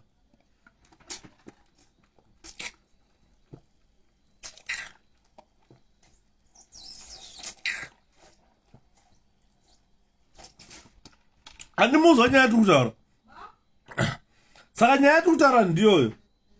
Hapana Zanu PF members of parliament vakadaidzwa kuAmerica. Vakaenda kuCongress vakanobvunzwa zvavanobvunzwa ikoko. Opposition members of parliament boss Congress haidaidze an ordinary person. Ndosaka muchiona isikadaidze vanhu vese vatinoona vana Mugwadi haadaidzwe kuenda kuCongress because haasi member of parliament. He can't debate on laws. Adwana, but kunodaidzwa vana Chinotimba vakanga vari kuDubai musi unoyu. Hamuna kumboona Chinotimba ari muparliament yekuDubai. Hapana akambomuona here Chinotimba. Adaidzwa kuDubai. Vana Linda Masarira boss vanolida their political party. Hamuna kumbomuona here ari kuDubai. Vana Yvonne Musarurwa vekuMDC hamuna kuvaona here kuScotland. Saka tota kuuya kwakaita Yvonne Musarurwa kuScotland akauya kuzotirova Zimbabwe nemasanctions. Zvezva zvinoudzwa vanhu vasingaverenge, vanhu vasingazivi. Andiriona Zanu PF takes advantage of ignorance. But the people of Zimbabwe, most of them, they are not into reading. They are then zvakachiona vafana vakaita sana Benson Matinyararire vayo anongoenda painternet overenga 1 2 3 things onyora chiarticle chake. Hans Benson unoresearcha wakafunda stere kunotaura zvekuti masanctions abviswe. Ndikati ndiani asina kudzidza kuZimbabwe. Dai vanhu vari kuZimbabwe vane mawifi mudzimba nemagetsi. Ingadai vakagara pamainternet vachiverenga. Vachimuka kuseni vachienda kumabasa. hanzi ngoma hamusi kupawo comment on homwe matateguru paSweden apo. Yeah, ndikwanise kuitaura atete vale. Because when another man is down, don't kick. When another man is going down the hill, don't give him a push. This is what I can only say.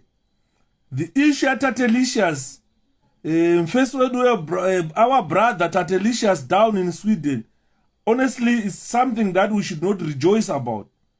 Being taken advantage of, later on kicked out of the house. I don't think I will be able to dwell much on that. Andona kuti mfesi wedu yauya apindana nacho. Saka hapa zvepa Sweden, I don't think tikada kushtaura, it will distract us from the actual fight we have. Zvakafanana nevanhu vari kupedza time on Zimbabwe, they spend time on WhatsApp talking about Ukraine versus Russia. You understand? Whilst we have got a worse situation in our country which we should be focusing on. Chinotimba ndakaona akutiva kuDubai. Vanodaidzwa as members of parliament. Saka atingataura kuti munhu wese adaidzwa ari member of parliament to go and be asked something not akaunza ma-sanctions in Zimbabwe. It doesn't work like that. America knows everything about Zimbabwe. They've got people who operate operatives in Zimbabwe. They've got an embassy in Zimbabwe. The British has got an embassy in Zimbabwe. They've got intelligence people operating in Zimbabwe. Saka vana chavasingazive vanhu vaya. Their duties are to gather information about Zimbabwe and send it to their intelligence organizations for analysis. Let's focus on the real issue at the end. Thank you so much, Chairman. Thank you very much. Ande muruona. Saka apana chavasingazive vanhu vaya. So we don't point at anyone. Both ZANU-PF takes advantage to say Zimbabweans don't read. So they take advantage to say, Chamisa akaunza ma-sanctions. Chamisa ungaunza ma-sanctions. If Chamisa can influence the foreign policy of America, then we have got the right person for a president. Because ndiye chete anogona kuti America imterere. Ndiye under Russia imterere. Why are you not on Twitter, Baba? People could use your knowledge. I am on Twitter, Shalom, but I don't like Twitter much. We need to focus on the current issues on the ground in Zimbabwe. Thank you so much, Atete Charity. Thank you. Because what is currently on the ground in our country determines what the outcome of 23 election is. I just joined now. Tinopa Buda ere pama by elections. Tino Buda. Mkoma Simon Mkwena. If I can recall very well, in every previous by-election, ZANU-PF used to make sure that they kill members of parliament from the MDC, so that when we go for by-election, they do what they did. You understand? They try to bring all the resources, hufu, sugar, mafuta, everything, buy votes, and when we go to an election, they'll say, we've won. Those are wanting our chit. But this time it's different, because we've got a different political party in Triple C. Yeah, I know Tanga Okwasando was once said to be a CIA agent. A lot of CIA agents in Zimbabwe. Unaona mnachivaka Zimbabwe mwere kuti nota ashande kwabvunza anzi ndidila. Anenge achidila chi. They have so many army bases in Africa, yet I don't know an African base in Europe. Yes, they focus. Obvious. If you go Namibia, my desert, remember they've got my bases. Americans' bases are there. Botswana, South Africa. South Africa, mne base ra America. Oja zoma mnachindirambira pana. Kuda muna akusauta zvite. Unoziva papi. Unoziva yese South Africa. Tokuudza base ra America ina pakati unonorwana. Ma Americans achitotraina nema South African soldiers. That's why don't you join some space? They ate really good news. The problem is when I go to space and join the space, other people's space, when I'm given floor to talk, they don't want me to talk anymore. I once joined a ZANU-PF space, paitaurwa nana Ruramai, pakataurwa nana Shinga Feresu. They gave me opportunity to speak, and that was my last ngrini to speak there, and they deleted the space. You see, so it will be waste of time to go and engage such type of people. Vanonoziva kuti ndikangotaura vandodelete, because I come with facts. Their eyes and ears are everywhere. Americans, they see everywhere. Zim irikunzi stop doing this to citizens so that we can remove sanctions. But ZANU-PF keep on doing the problem in ZANU-PF. Max, the problem with the ZANU-PF, there is too much infighting in ZANU. So when there is infighting in a political party, they fight to pull each other down. This is why you see we are saying let's remove ZANU-PF for its 43 years failure to develop our country. When they were, for the past 43 years, they were busy infighting. When they were busy infighting, they were like functions which was like, Indiotenga Makresida, India Sandura Commission, India GMB. Those functions were fighting to loot our country. So they didn't want anyone from any other circle to enter their functions. As a result, the country suffered. The country was never developed because of the infights in ZANU-PF. So we are stupid Zimbabweans because we kept on those functional fights in power to say Mugabe is the center of everything. So we became stupid. We allowed them to use us. We allowed them to destroy our country whilst they were doing infights. They to die. To die. To die. You understand? Because these are functional fights. Disturb and we fight. The reason why the country has gone to a certain level and there are thieves around the president. We are removing those thieves around the president. Since Mugabe was removed and those thieves around him were removed, this was a thief around Mugabe, not even one. I attended a space where people complained about Ruramai. Who is she, brother? Ruramai, one, she's just an abused girl who was being abused by even her father. She was abused by even her father. And on, to the extent that the father was sentenced to imprisonment here in the United Kingdom for rape. For raping Ruramai. And the man are foster families in the United Kingdom. Zimbabwe wakaenda saka arkunzi abuse akasafa akabviswa chibereko. Anza akatovhura dumbu rake iri andone zimusono rakadai so rekubvisa chibereko. Unfortunately akabviswa chibereko chacho asina mwana. Saka munhu asicharwadziwe neupenyu anoziva kuti hambofa akaita mwana.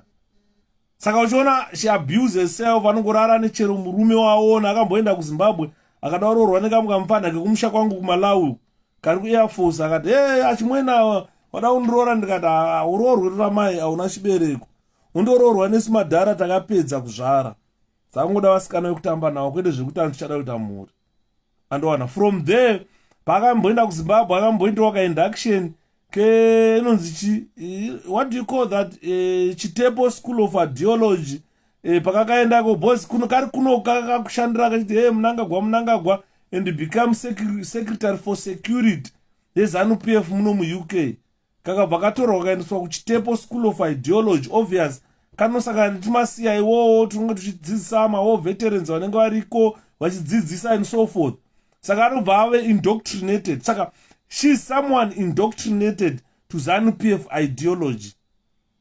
Ndosaka ona vanhu vachingoti akanenge musiya iwo because kakatongopuwawo task yekuti kana wadzokera ikoko make sure kuti vana chiyudha vanosafa but vana yudha vacho kusvikirika kunonetsa andoona dai akauya nguva yandaida vasikana stereki pamwe ndaigona kumuti ndeipi but that time yakapfuura no longer munhu wekuti ndinenge ndakumira ndichiti baby ndeipi time yacho yakapfuura it's not the time now. You know, ya time yekufocusa nekuenda kuretirement nekufocusa nekuchembera kwataitawo ukaona ndakamira nemusoro wakachena kudai ndichiti baby ndeipi ona ndozvaonoshora vana Mnangagwa vandonyadzisa kuti president anenge achimhanya natwo mumakoridho achiabhusa twana iti kuti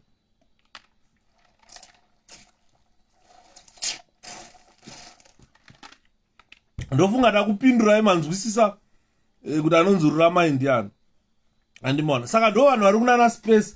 Kune zvimbuya zvimwe zvakapera ura zvinonzi feresu chacha. Ndakati chimbuya ichi kana kupombera 1 liter yemasperm hapabudi mwana. Chakatopera kubara kudhara chimwe chonzi feresu che. Chakatopera pasina kana future inotaurwa nezvayo paipe. Ndo zvinenge zvichitaura hazvirwadziwe kana nekufa kwevanhu veZimbabwe. Unoziva kuti ZANU-PF ikauraya munhu, ndakagara panapa ndoswera ndichichema. ZANU-PF yauraya munhu. Mwana mudiki ane future. Vachisiya kuuraya zvarambuya feresu zvichaitei zvazvi. Kune zvimwe zvazvo zvekuti ukachitarisa unodai Mwari wachitora. But Mwari havasibe, Mwari vanongochengeta nemarombe. Andinomaona nyaya tosangana nayo mukufamba. Saka ndo zviri kuspace, kuTwitter space. Inini kandichiya kuTwitter, andimukona kuti pakafa mukadzi anonzi aniko uyu. Morita aniko rero, George Charamba. Charamba akamboura hanzi uri paYuda. Ndiri udheni. Charamba akauraya mukadzi wake kutanga mukuru. Airova, George Charamba ane black belt rekarate. Saka aipota achirova mukadzi nechizhake. Hanzi mukoma Yuda musi maakudhipisa here apa. Hakungotaura atete tambo, sorry. Kunyudza gejo, asi sorry. I know this will hate other people, but the truth be told. Andikona. George Charamba airova mukadzi nebhutsu, achirova maura mawashi geri. Mukadzi achirohwa nematekiniki ekarake kusvika mukadzi afa. George Charamba akaurayira mukadzi chinhu. Mukadzi aibvunza, nai George, chihure uri kuitirei? Andichitarisa aone taakurwara nemukondombera mumusha muno. Andidona. George Charamba iye aikabira mhodzi kuti apowo mukadzi kuti chimwewo mapiritsi aedza ya mukadzi wangu tingafa. George Charamba haana kupawo mukadzi. Mukadzi usvika afa nobva wairovera mukadzi yegirlfriend nobva atora girlfriend akugara nayo. Vangotanga kuitreata the same. Girlfriend echibva yafa futi. Kwakuya twana harumutasa twakupindawo ipapo. Ndakati mai manje kanenge achirova pasaka. Zvakafanana nekuti vana Ruvheneko vakuenda kuna chimudhara chekupombera chine maoko anenge akapombwa mweya chache. Honestly vakadzi vane zvivindi zvisina basa. Kana kuti uti nzara, kana kuti kuda mbiri, kana kuti kuda chi. Andimuona. At the end kungorova pasi. Saka ndakaenda kuTwitter ndikanonyora kuti hari hokoyo. Iyo imhondi yawadanana nayo. Vana Tino Chinyoka vakamhanya vakachema, we can sue you uri kuEngland ikoko ndakati bring it on. I'm ready. Andimona. Zvakati George Charamba inosuwa shepherd kuEngland ndikati huya. Charamba anoya kuno kuEngland anoya kupi? Ndakati huya Charamba, come and sue me. Andona saka ndakaona kuti vanhu vari kuTwitter kweke kune vanhu vanotya. Ndikanyora so vanhu why not threads DS ndanyora ndiri 1. Vamwe vari sei kana kutaura. Andona. Saka ndakati zviri nani toingenja kuFacebook. Facebook ichine mukana wekuti iri kujoinwa nevamwe vanhu vari kukura. Vari kupinda muFacebook vanoda kutinzwa tichitaura tichivadzidzisa. Saka I remained here kundidzise vanhu. Hanzi yomunyasara ntaura zvikwako kuMalawi. Andimona problem nevanhu vezanu. Last time ndakava ndikataura panapa. Regai ndidzokerere futi. Indoda kudzidzisa kuti nyika yainzi Northern Rhodesia, Southern Rhodesia neNyasaland, it was a federal country. Yanga iri nyika 1. Kuti ugare kuMalawi, you didn't require a passport. Kuti ugare muZimbabwe uchibva kuMalawi, you didn't require a passport. Kuti ugare kuZambia uchibva muZimbabwe, you didn't require a passport. This is why you see these 3 countries up to today vakabvisa mavisa. Kuenda kuMalawi you don't need a visa. Kuenda kuZambia you don't need a visa. Because tine hama dziri muZimbabwe, tine hama dziri kuMalawi, tine hama dziri kuZambia. Saka yanga iri 1 country. Saka unozoona kuti vanhu veZANU-PF, why we call them morons? They don't understand this history. I don't expect munhu akada saJava akazvarwa 1988 kuti understand history andiri kutaura. Kuti Zimbabwe, Rhodesia neNyasaland was 1 country, iri a federal country. Saka anyone can live anywhere. This is why you see there are a lot of Malawians in Zimbabwe, a lot of Zambians in Zimbabwe, a lot of Zimbabweans in Zambia, a lot of Zimbabweans. At one time, Zambia yakatomboita president muZimbabwe ainzi Rupia Banda, a Zambian, a Zimbabwean who went to Zambia, who became a president in Zambia. At one time, if you go to Malawi, wanoona mbuya Sicilia yakadzamira vaibva pamureu apo vaive aid wapresident wekumalawi ainzi Kamuzu Banda. So there are some morons who don't understand. When we talk hanzi uri munyasarani ukamubvunza, otherwise iye baba wake ndo munyasarani. Andiri kuona because vana baba vedu pavaibva kumalawi vaiuya vasina vakadzi vazhinji vacho, vakasvika vakanama-nama vakadzi vekuzimbabwe vakazvara vana. Zimbabwe izere nemanyasarani. Ukanzwa munhu achinzwi ana baba ukamutsvaga unoona baba vake vari munyasarani. Andiro hapana madharaunda akauya vasina vakadzi kubva kumalawi. They came alone. Vakaya vari vafana. Mudhara wangu akaya ari kuma 18 20 years akaya asina mukadzi. Saka you find a lot of people from Malawi, they came. Enda kumabvuku, enda kumfakosi, enda kukambuzuma. Unoona kwasvika vakati gogo ipano baba ndiwe kumalawi, mai muZimbabwe. Ukaenda kuBulawayo unopedza unosangana naapiri ana makwinjiso mapiri ana matibiri vese they came from Malawi. Hanzi and wamutakura married in Gweru. Yes, Bingu wamutarika, his wife is from Gweru. Saka azvishamise muZimbabwe kuti 90% of Zimbabweans at this juncture are from Malawi. It doesn't surprise. Wana Benjani Mwaruwaru, wana Benjamin Konjera, vese they were from Malawi. Azvishamise. Wana makwinjiso mapiri. Azvishamise. Andora. Saka it depends with how much do you understand the history of Zimbabwe for you to point at someone who do uri munyachusa. Hanzi mukoma ngutiregerera vechidiki toita sei tichengetedza. Hanzi makusweta chero akaita munyasarani, it's okay, tinongovada vakadaro. Iproblem yetu they don't understand their history. Hanzi Yuda utori bo unotoziva kwakabva dzinza rako. Definitely vazhinji vacho maputukezi maMozambicans. Munanga agwa chai Zambian who is your president in Zimbabwe. He's not a Zimbabwean, he's from Zambia. Saka you find kuti Mugabe chai was from Malawi. Mtumbuka, Mugabe's clan is Tumbuka clan from northern Malawi. Saka you find that ukapinda muZimbabwe you can hardly find a Zimbabwean in Zimbabwe. Most 90% of them are Malawians. Java is Mozambican, yes. It's not Gouveia Chwenga. That one is Mozambican. Constantino Gouveia is from Mozambique. Saka unaona kuti unenge uchituka nemunhu asingazive kwakabva. Hanzi uri munyasarani. Ndikuzwa nemuMozambican ari kuti hanzi uri munyasarani. Mugabe kana paakafa pai the Matibili family from northern Malawi, they came to bury him. Mugabe was from Malawi. Mabvuku mbari kwese kwakazara. Mamaini ese ukaenda kuChakari aone mushona muChakari maini me. Cheguti ese ya. Waiti ukapinda pakadoma pakadoma pakemeni mota. Waiti umeka sure vese ndana chimwene. Unozoona mwe munhu achimwene chiri achimwene iwe kweyorani.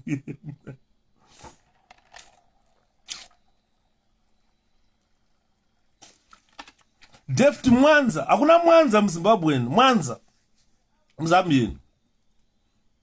At least as of why you don't even know your father. Most of them, most of them, they don't know their fathers. Avatombozirwa baonda onani.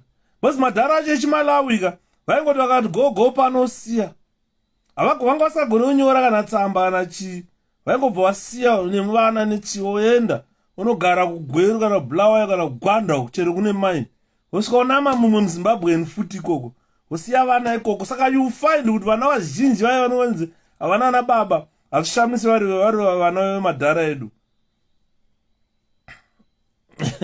Ukaenda kumasvingo wese kwekwe yese Manyasarandi hakuna kwakusina Munyasarandi, hakuna, because it was one country. Saka munhu aingomuka kusenobva kuti ndakuenda kuRhodesia unotsvaka basa. All this caused by historical migration. Madofo eZanu, they don't understand it. This is why you see ZANU-PF takes advantage of them. This is why ZANU-PF take advantage of them. It take advantage of, because ZANU-PF chayakaona ndechekuti ava vanhu havazivi. Saka kusaziva kwavanoita, what we can only do is take advantage of them, use them. This is why you see achipuwa 5 kg yehufu onzi tipe X. For the next 5 years, unomirira another 5 kg yehufu in the next election. And the third election, you will be dead. You will be dead and buried. Usina chaunacho, unofa usina chaunacho. Most of those people, vari muZANU-PF, vakafa vasina chaunacho. Vanashabhani mine, mashawa. Vese Manyasarandi kwese kuyakuya. Kwese.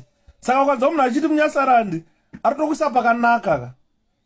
Boss, chinonzi Nyasa. Ndakataura pano ndikati ukamubvunza munhu yekuti what is Nyasaland? She doesn't even know. And all. This guy is from Binga, I know him. Very poor to the core. Thanks, Kolo. Hansi wemutonga wekubinga. Ari kunyora kudaro. Ukaenda kubinga unonzwa tsitsi. Binga ndakakusvika, Boom Hills, Yakov, kwese ndokuziva kwekwe. Unonzwa tsitsi. They must go back. Hakuna kwavanoenda denzi. Hakuna kwavanoenda. Munotanga matoendesa Mnangagwa. Zvematribes is we learned it from one. But vanhu veZANU no, they don't know. They don't. Problem yavo havadi kuverenga. Hazva kutaura zvine pundutso is to teach. I'm here to teach. Problem yavo vanhu veZANU, they don't want to read. They are lazy. Vanomirira kuverengerwa Gouveia. Gouveia anenge ane statement yakanyorwa A4 page rinenge rakanyorwa kuti pamberi neZANU. Saka anovhura oti pamberi neZANU-PF ovhura. Next page hands God bless Pumura. Next page God what anenge ane murwi westatement yakadai yakanyorwa one sentence kuti agone kuverenga chete. Hanzi indobva kuLilongwe, hakuna wandisikazoenda akusvika kwese. It's surprising that it was never mentioned to history in high school. The problem is Zimbabwe history is distorted. So I was telling people, let's remove ZANU-PF first. Then vachamisa kana vapo. Poiswa ma-committees anenge achiona our education standards. Poiswa vanhu vanoziva history yeZimbabwe. Vanoenda kana kuRussia kunoti hamunawo cheZimbabwe here chamakambonyorawo. Vanoenda nyika dzese vana Portugal. I think Portugal has got plenty of our history. Hanzi makanzwa here Pumura achiverenga kubinga kutadza kuverenga shona chaiyo. Madofo vanhu veZANU. Saka rukuona vanhu vavanorega vachivatungamirira. You cannot compare Mnangagwa and Chiwenga. You cannot compare the two, Chiwenga, Mnangagwa and Chamisa. And rukuona vanhu vatoshamisika. Ndaswera Gogwana Eden maswera se. Vanhu vatoshamisika, but why Zimbabweans? Vane president anenge Chamisa. Hanzi mutsvango hanzi Zimbabwe ichafanana neDubai. And rukuona is fantasizing, masturbating. Chimudhara chinonzi mutsvanga always masturbate. Just fantasize things that will never happen in his lifetime, which should have happened for the past 43 years. Dubai is just a new country. It's just a new country. Ukamubvunza how old is Dubai? Haatozivi mutsvanga. Zimbabwe should have surpassed pane Dubai kudhara stereka. Because Dubai, I think yakavakwa 20 or so 25 years ago. It's a very virgin country. But kupinda kwemukomana kuchanetsa because anotompinza. Ndisu tinompinza isusu. Andimo ndisati kutaura kuti ngatite mushandira pamwe anopinda. Ndakataura last time ndikati our voting system must be a family unit system. Muri yekwa Mpofu yese taurira naye. Muri yekwa Yuda yese taurira naye. Muri yekwa Mutsvangwe ndiro change ngaitaurirane. Kuti musi wekunovhota tovhotera vachamisa. Saka mukaita a family business, a family unit, a family discussion, muri yekwaSiwanda Lami yese ngaivhotere vachamisa. Ndakasimba nyasha zviri sei. Muri kwakapondoro yese nedzinza ravo, imbwa nekiti nemakonzo, zvese ngazvinonovhotera chamisa. Ndo zvatiri kutaura. Kukaona makonzo ako uchibuda mbondo ataurira kuti kwangona endai kumabhutu kwaona pazanu pakaiswa x idyai ngini ballot paper iroro. Andi muri kuona zani inoenda hapana chisingaende. Varume dai makanzwa history Nhororo, baba vangu vainditaurira inini. Nhororo ndemudhara ainzi Hastings Kamusibanda. Kana manga musati mamboona munhu ari brutal musadhag was Hastings Kamusibanda. Kamusibanda akatoramba kufa. Unozati Kamusibanda akaurawa nemadoctors. The doctors had to operate his brains and kill his brains. The board was no longer doing anything. South Africa ndo akafira Banda. Hastings Kamusibanda vakatozovhura brain, kuuraya brain dzake kuti afe. Wozosonerera bag, wozotaura kuti anomudhara Banda azoenda. But onai mavhotsi nhasi anga ari kubirwa nanambwa. Andiri kuona dzikamai. Ndo zvatiri kutaura kuti people are now working. Like if people were not working, my ballots were aitowana its way into the ballot box. But now everybody wants change. Everybody is an eye of change. Saka, this is what we should do. Ngoma give you ziri say. And the Saka, let's work. If we continue to work the way we are seeing people doing, definitely ZANU-PF will go. And the one. Mkoma Renias. Kuzambia, it was like that. Lungu akaenda. Kenneth Kaunda akaenda with a captured court.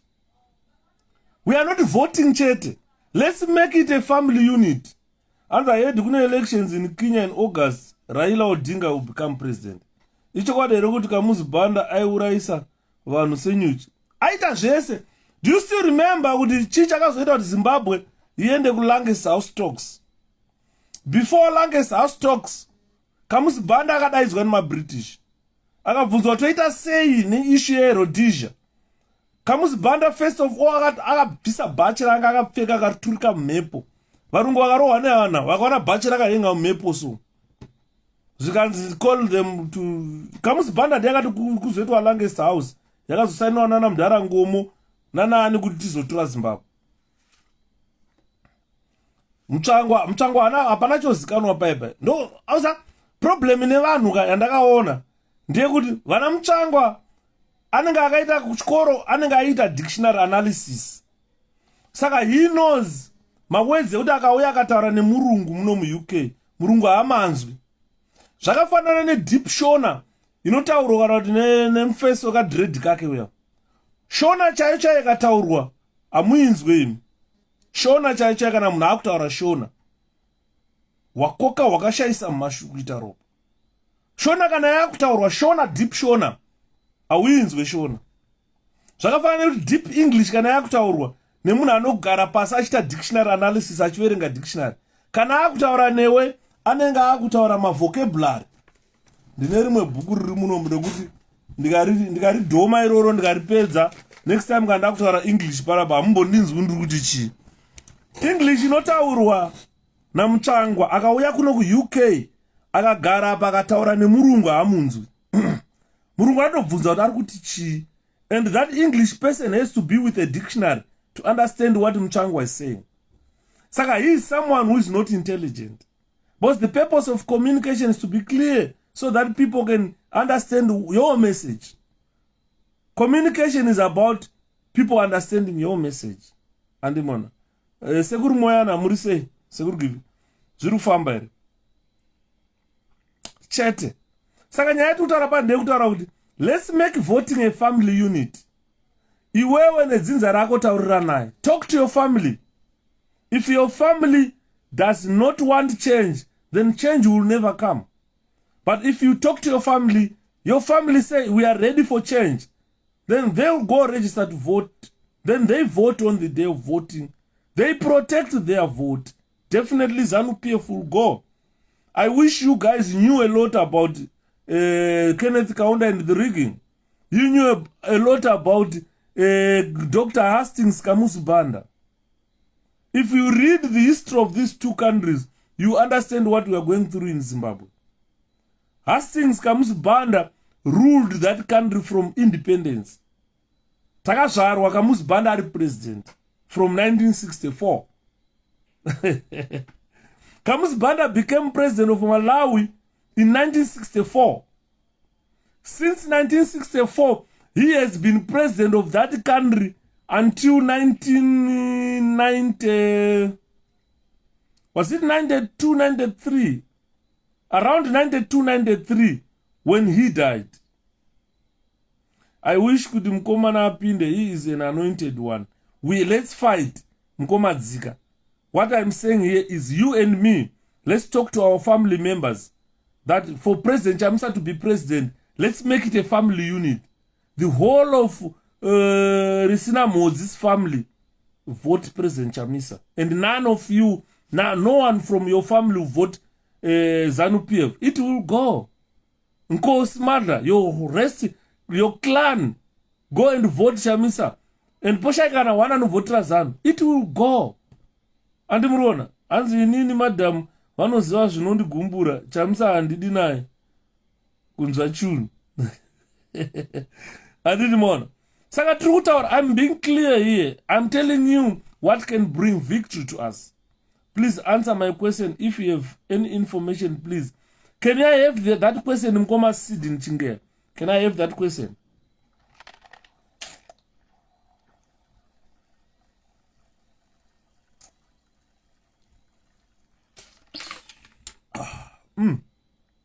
Mvura yemuteuro inonatumwa nhombo mozonzwanzi mapostora haana basa.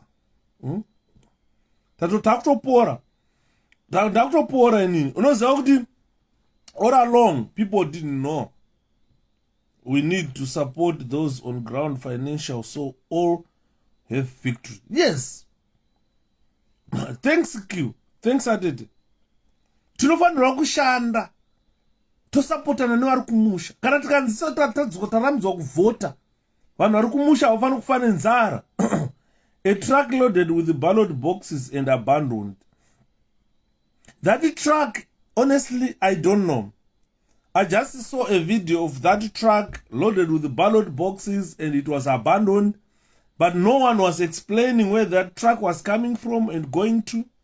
So what I just said to the people is, matadza imimi, maifana ngokwenyera moto mosiya zvobvira matopedza. Andimona. Bozi, mashenanigans akadaro we must be destroying anyway.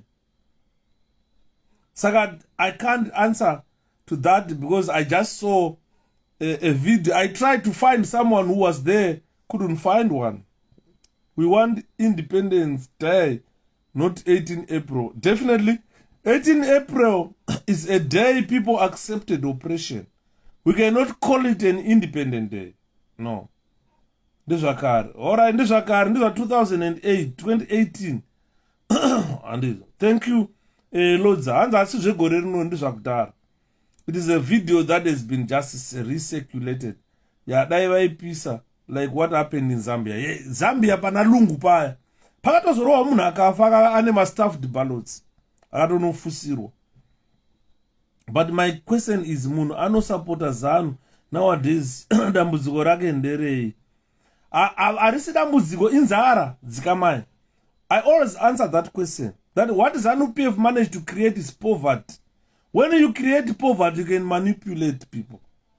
Look at what the United Kingdom does. People, varombo munomu, ndo vane matumbo atinawa. Because we eat a lot. Varombo asina mari, vanda matumbu munomu. Wana ne mari chacha munomu, vande matumbu. Saka, hurumende munomu yakagona kuti dzakagadzira kuti varombo vasina chavanacho, havafi nenzara, vanenge vane magetsi, vanenge vane ma-wifi mudzimba, vane ma-computer mudzimba. They don't look at what the government is doing. Kana ikanzi conservative yadyiwa, you don't see change. Ikanzi matories yadyiwa, you don't see change. But kuZimbabwe ukanzi ZANU-PF yadyiwa nhasi, you see the country developing. Yeah, anzi track iya inamunya, they are 2018. I think that one is answered. It's 2018. inguva izvino 25 to hatichakwanisi kufonera madzibaba. Kana tafonera madzibaba Godi vabuda. Zvakuri zvandakutaura ndizvongoti garisanai bhozi mune vana mese.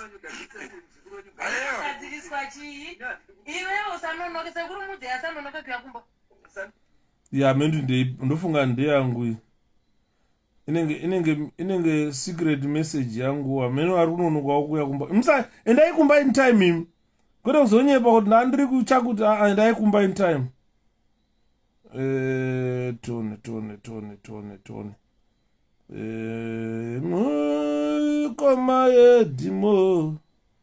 Mukoma edimo, ndimisirewo bebiro. Ndafunga kuyenda naro, ndafunga kusvika Urungwe. Ndikutira kuona messages apinda panapa patachitaura kuti tibatsirane tione kuti what is in there. Sezvo tachitaura panapa kuti vatanga vanhu vaya zvekuda kuriga zvekuda kutambudza vanhu kuti vanhu vatambure. But I hope Zimbabweans are ready for anything. Ndikuzwa vazhinji vakutaura kuti we are even ready to shed our blood to die. Andimona hanzi, but I'm supporting issue yekubatsira vanhu vari paground financial, what must be done. Koyuda wava kundimba futere wangu mukoma edi ndafunga kuenda Urungwe, ndafunga unanga Urungwe aneka dhino hanzi, can you analyze Kupe's decision yekusapota Triple C? Takaitaura I think mukoma Semu potai muchiuya mudhara Semu mukwena blazi potai muchiuya mani. Takaitaura sereke nyaya yaKupe tikati nezuro marimwe zuro ere nezuro taita marimwe zuro takaita phone in tichitaura nyaya yaKupe, vanhu vachitaura kuti hatimudi, vanhu vakamuramba, Bulawa yamuramba, vanhu vari kumuramba. But the problem yatiri kuita tiri kumuramba ka, but we are a new political party. Kupe is allowed as a citizen to become a member, but vanhu vakutaura musamupe chigaro, let her just be a member. Andimona we spoke a lot about that. Ndakadwela on that, then I came back tikaita my phone in. That day I was not talking a lot, I was giving people platform to say, can you phone, can we hear, can we say what do you think. Tikapedza nyaya yaKupe tikaconclude kuti vanhu vakataura kuti Kupe can come but just as an ordinary person, kwete kuuya kuzomupa position, because he's not anyone trusted anymore in our political circle. Mai vai vakadestroya career yavo, tichivataurira kuti mai Kupe muri kudestroya career yenyu sekutamba. Vachamisa vari kuda nai wani kuti nai mai Kupe uyai tikupe zano, muri kurambirei. Andimona nekuda kuita mukuru. Ushe unogadzwa, you don't gadza yourself ushe. And I will check out definitely mukoma. I spoke a lot about that. Dosaka muona move into other issues. Kupe Zanu PF project simple. Andimona, as you are so quiet these days news and I didn't know now hands required. I'm live just now. I'm live. I'm live. Chirungu. Yo nyaya yekusama prediction. I'm live.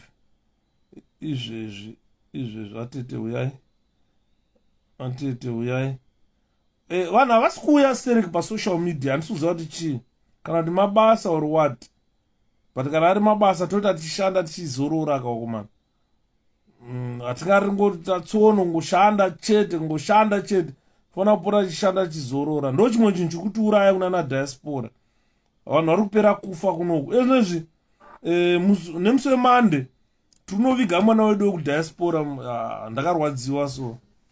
And tine mwana akashayika kuno kuMiddlesbrough kuno wedu wekuZimbabwe. Saka musi weMonday tichienda tichimuvigira kuno. Hanzi akatanda kuvigirwa kuno, bosi vazukuru vese and everything vari kuno vanenge vachiona kugwara gogo vavo. Zvinhu zvinorwadza so. Andimona taakufira kuno. Ndaimbotaura nemwe munhu, pane mwe bruru wangu akanditi, uchashaipa kugara vakaidzimba kuZimbabwe. Ndikati baba, you only live once. Tigere mu-UK. Zvekufunga pamwe tichazoenda kuZimbabwe is by chance. Ndogona kuvaka imba yacho handigari. Nenda kutovakira hangu vanhu vari kuZimbabwe vachivandalize. Hanzi mukoma Yuda koma video ari kubuda erigging pane action here iri kuitwa. I think kubuda kwawo itori action iyoya. Hanzi idata mukoma Yuda Facebook live inokunda YouTube time mukoma tetabve kumabasa. Ndo chokwadi. Saka one, people are complaining that these videos are too long. But I will be engaging audience. Angaite simba rekutaura 3 hours ayo. But engage audience sharing my comments since what on share machita ma phone in and so forth. Saka na akuzoenda pa YouTube ma videos aya. Anenge akarebesa. Munhu ari pa YouTube udazonyatsa kuti tera anzwa kuti conversation yedu kubva kupi chenda kupi. Anogona kutadza kunyatsoibata. Saka uchiona problem iripo ndeyekuti ndikukumbira vanhu vari panapa vazhinji, let's subscribe. Kana usina kusubscribe ku YouTube kwekwe hatina zvatiri kuita. Because nhasi pane mumwe munhu akauya neidea akanditi why can't you monetize your YouTube and Facebook? Because ndandisina kuzvimonetiza handisina nabasa nazvo. Because ndaiti I should not benefit out of this but the people should benefit. But iye azomonetiza YouTube akati tell your audience to just go and subscribe. At least mungasvika panapa tine triple 20,000 panapa. Tikaita 20,000 people subscribers ku YouTube, at least zvinenge zvine advantage yekuti tinozowana kana $100 yacho. Munhu akachema kuZimbabwe akati Shepherd, wozi vanhu vese vari kuuya vachema vanochema kwandiri. Handina chekudya, handina chakati. I end up ndakungofoka out kamari kanoenda shanda ndobatsira. Handi muri kuona. Izvozvi zvitachitaura kubva nezuro. Baba Godfrey vakapuwa bail 10,000. But ndikakutaurira kuti vanhu takataura kuti pane GoFundMe yakaitwa namai Mukanyaresi yekunzi tibatsire Baba Godfrey. Tane 2 weeks or 3 weeks vanhu vatadza kusvika £1,200. But tazowana luck rekuti pane munhu ari kuAmerica azobhadhara bail rababa God.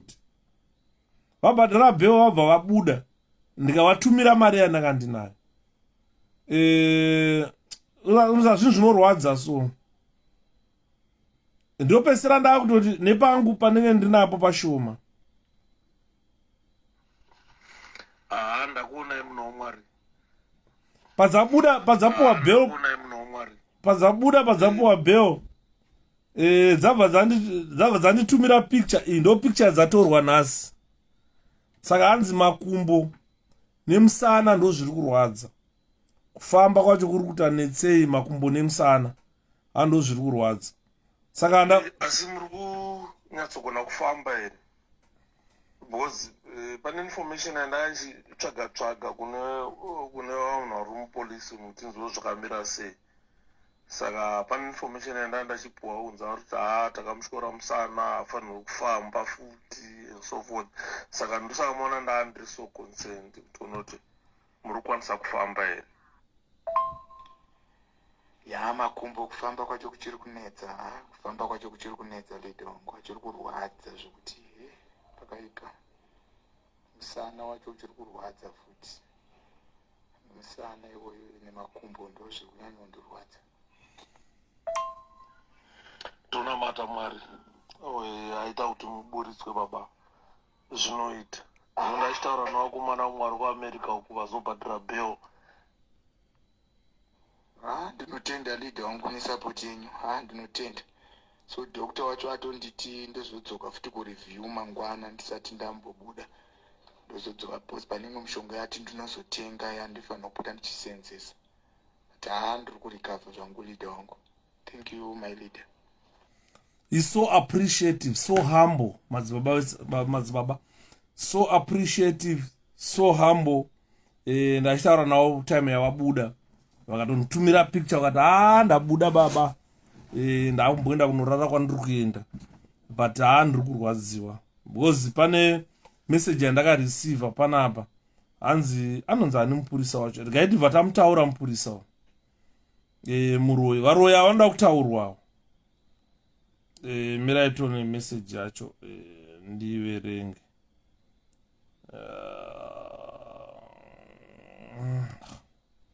Hey, problem yangu ndeyekuti ya munhu akarova baba Godfrey hanzi madzibaba hanzi muri sei. This message came from a policeman, but I'm not going to say mupurisa uyu ari kupi andipa message. Zvikanzi madzibaba veshanduko vakachorwa backbone, vaida kuchorwa. Hanzi madzibaba veshanduko it's either vakachorwa backbone because vanhu havaida kuvatyora backbone. Sei ndiri kudaro, ndanzwa assistant commissioner Chizema vepaHarare Central Police Station vachitaura kuti madzibaba ava handifungi kuti vachafamba futi, takatopedza navo. Saka handizivi condition yavo kuti iri sei. Ndiye munhu azoita ndifonere baba Godfrey. Message yabva kumupurisa andofunga handingakuratidzei but ndongoflasha. Yabva kumupurisa message ari pa ashandire paHarare Central the police station but mupurisa ari kunitaurira kuti assistant commissioner Chizema, mupurisa anonzi assistant commissioner Chizema ndo vari kutaura kuti takamutyora musana, handifungi kuti achafamba futi madzibaba veshanduko. Handi muri kunzwa. Vapedza apo assistant commissioner Chizema vanoshandira paHarare Central. Ndofunga ndo kana kuti officer command kana kuti kana kuti asi hanzi ndamunzwa achitaura paHarare Central achitaura achiti madzibaba veshanduko takavatyora musana, kana asina kutyora musana taida kumutyora musana, handifungi kuti achafamba futi. Handi muri kunzwa zviri kutaurwa nemapurisa. This message came from a policeman. Mupurisa uyu ndiye akakwanisa kuidentify vakomana vaiva maita vasi mapurisa, ndiye akandiidentifaira akatonditi uyo ane scarf uyo muCID anoshandira paCID. Andimona tinotaura mameseji andoreceiva akawanda, ndotaura nevari mukati, ndotaura nevari kunze. Saka I think assistant commissioner Chizema batai zita iroro. Shepherd Hood akafa mangwana munosara munaro munhu anonzi Chizema, assistant commissioner Chizema ndiye akaorder arrest yamadzibaba veshanduko, akataurira mapurisa ake kuti endai munomutyora musana, mutyorei backbone, hatidi kuti afambe futi. Saka Mwari variko vanongochengeta naye. Yuda has influenced many people to vote for C. Automatically it's more than voting. Thank you Mkomando, and thank you. Vana Chizema ava ndivo vachaita zvakaita vana Makedenge kuda vasina kana chini. Ya assistant commissioner Chizema batai zita iri ndiye munhu akaita kuti madzibaba veshanduko vasungwe. Hanzi akataura kuti ngatimutyorei musana, let's break his backbone. Hanzi vanhu vari mumajera vanovhota here Mukoma Yuda? No, kana uri kuprison you don't vote, because kana uri kuprison your rights, a lot of rights are withdrawn. They can even withdraw your right to life by sentencing you to death. Saka you don't vote, maconjugal rights hauna, unenge une marights mamwe akawanda unenge usina. Once you are put in prison, certain rights are taken away from you. Andidi maona. Certain rights are taken away from you once you are put in prison, so you don't vote. Ndakambonzwa vachinzi vada kuti maprisoners avote, but obvious kana magadhijeri achimanikidzirwa kuvhotera ZANU-PF kwakuzoti vasungwa vanorilaya nemagadhijeri, hapana chatinowana. Hakuna musungwa waunozoona anovhotera opposition. Saka let's not waste our time demanding prisoners vote, because mugadhijeri anopfeka uniform ari independent asiri muusungwa asingaudzwe zvekuita anomanikidzirwa kuvhotera ZANU-PF kwakuzoti musungwa. And so let's be very careful. Let's be very careful. Because diaspora vote yakazonzi. I think people, we are still fighting about diaspora vote. And diaspora vote, the good part, is not guaranteed by Zimbabwe government. It's guaranteed by any government where Zimbabweans live. Saka kusatoda hedu kwedu kwatiri kuita kusada kuvota. Tikada kuvota tinovota tiri muno. MaBritish vane mareferees ekuti vote tovota. Anditi maona. Saka zvinhu zvatofanirwa kuziva vana veZimbabwe. Zvinhu zvatofanirwa kuti tichiziva tichiona kuti zvinhu zviri kufamba, what is going around, what's going on around us. Andi muri kuona. I think it's now 20 minutes to 12. Saka kana pane any other question that you want me to answer, and reprieve to, you can ask me, then I can answer you. What I assure you Zimbabweans is, taapedyo, tasvika kwatari, rwendo rwedu rwakupera. ZANU-PF is going. Definitely it won't reform itself out of power. And this is why they say no to diaspora vote. Problem ine ZANU-PF iri kunyepa ichiti vanhu vedu vari pama-sanctions. Saka tikaisa diaspora vote hatikwanise kuya kuzokambena kumhiri yegungwa. But chinondishamisa vane embassy munomu. Ambassador ndiye anomirira president. And ambassador ari munomu, maambassador eZANU. Munomu vane ma-district, vane ma-ward. Munomu UK mune ma-ward nema-district eZANU-PF, nema-cell nema-branches. Arimo munomu. Vakatowanda vanhu veZANU vari munomu, probably kutopfuura isusu vanhu veopposition. Hanzi naJeff Judah. Miraito. Vote. Pane message yao. Hanzi naJeff Judah. Ati chi Jeff Judah.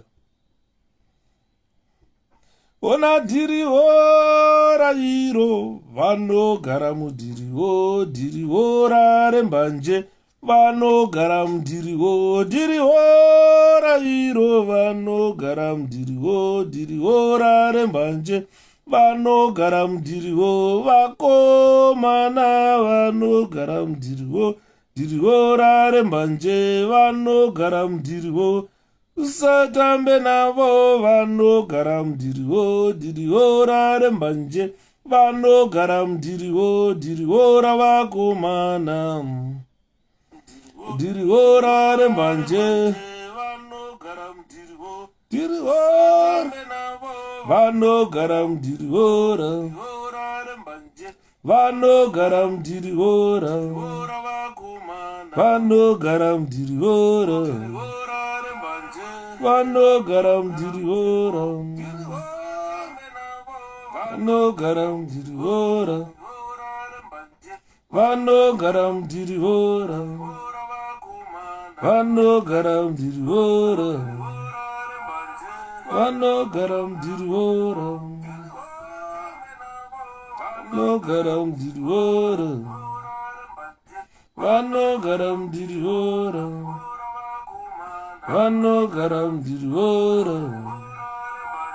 vanogara mudiriwo, ZANU. Vanogara mudiriwo, vanogara mudiriwo. ZANU-PF yapererwa kumana, ndo chokwadi.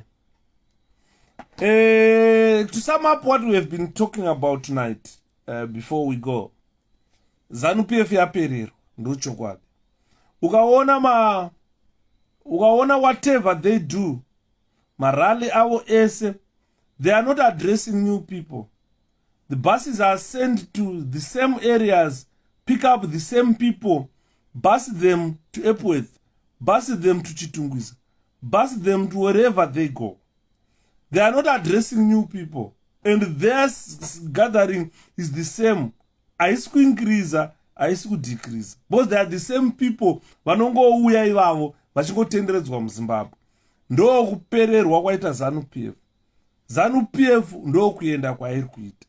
Saka imimi vanhu veZimbabwe, musanyanyochema, musanyanyogumbuka.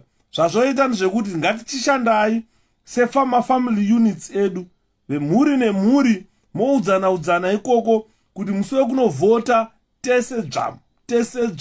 Aiwa tose dzvamu kunovhota. Aiwa vanosara vachingochema, isu taenda kuhondo, handei tese tonovhota.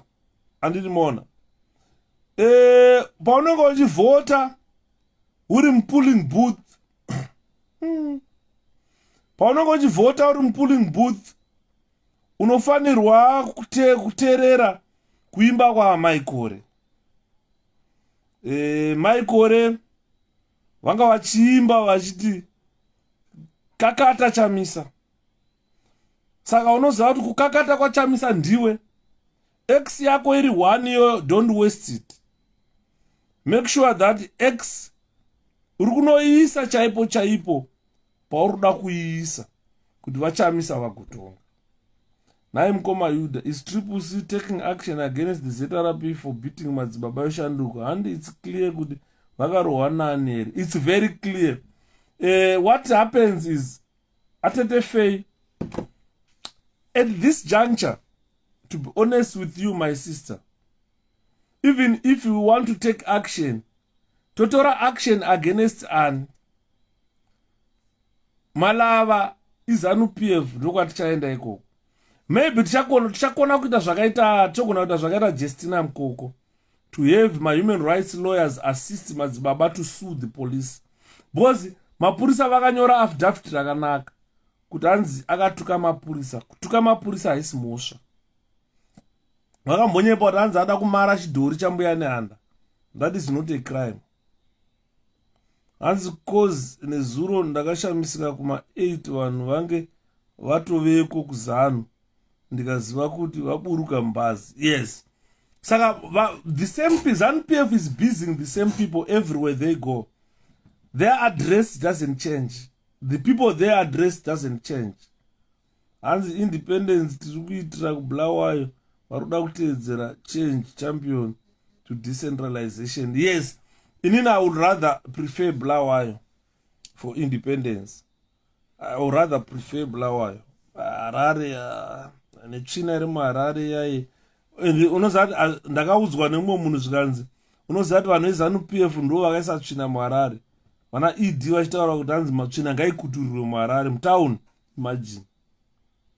Saka ndiriwo ravakomana, ndiriwo rarembanje vanogara mudiriwo, ndiriwo rairo vanogara mudiriwo, ndiriwo rarembanje vanogara mudiriwo, usatambe navo vanogara mudiriwo, ndiriwo rarembanje vanogara mudiriwo, ndiriwo ravakomana, ndiriwo rarembanje vanogara mudiriwo vanogara mudiriwo, ndiriwo rarembanje vanogara mudiriwo, vakomana vanogara mudiriwo, ndiriwo rarembanje.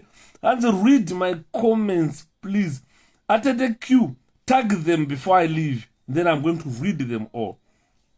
Hanzi ivo vanhu vanouya kumusangano weZANU vanosviba kuti tsva nekupiswa nezuva vachitenderedzwa everyday.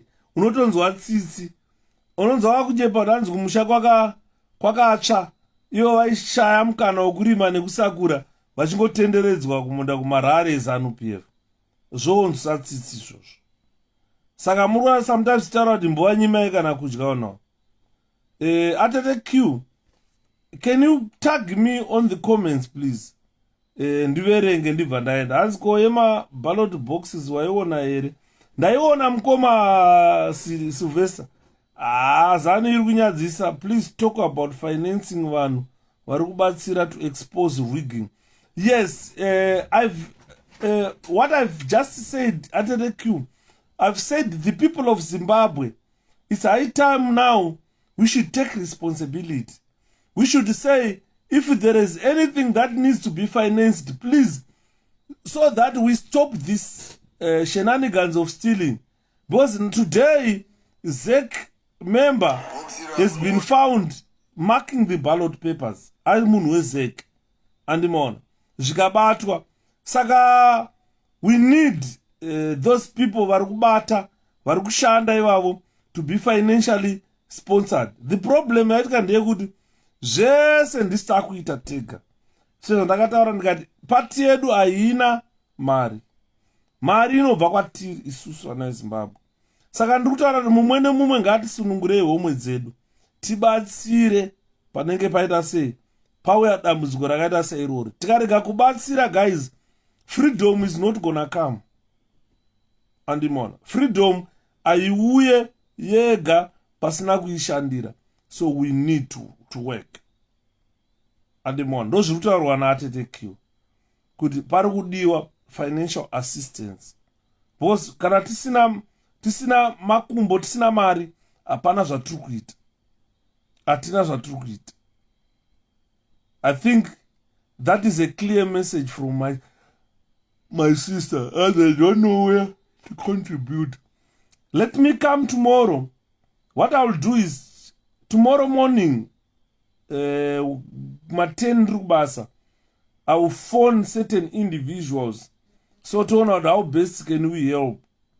Kuti mari dzacho vanoda kusa vanesa kupi mari andimona vanhu vobatsira zvoenderera mberi, toenderera mberi nemusangano andi musakuda maoche.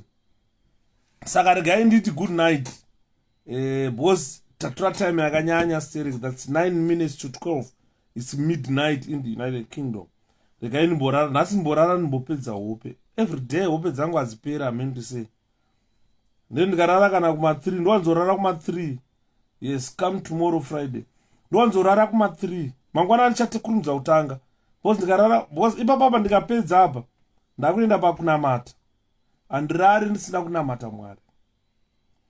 This is one thing that I encourage Zimbabweans.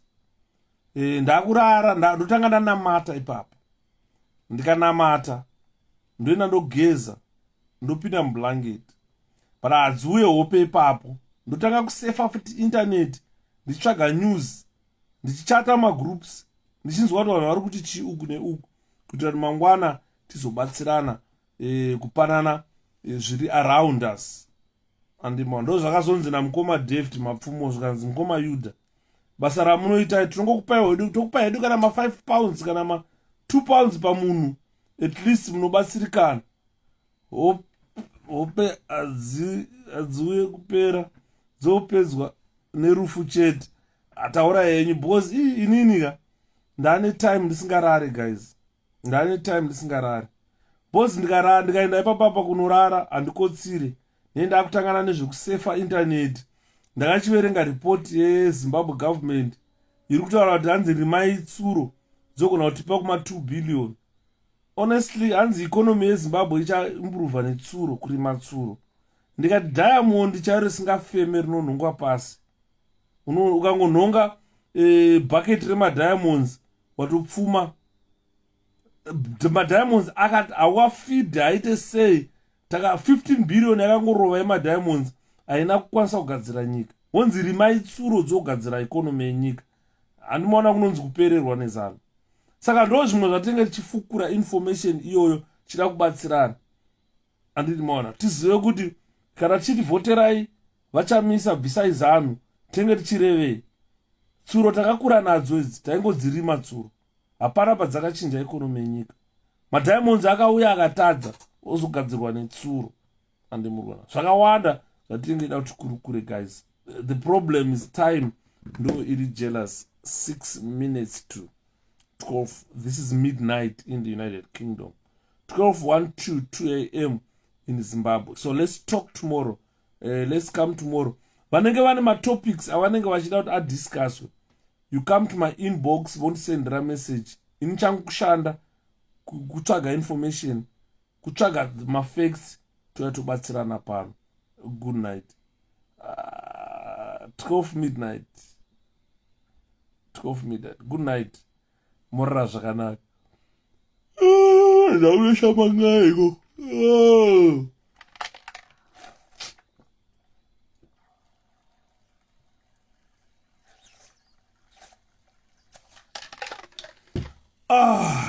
Good night.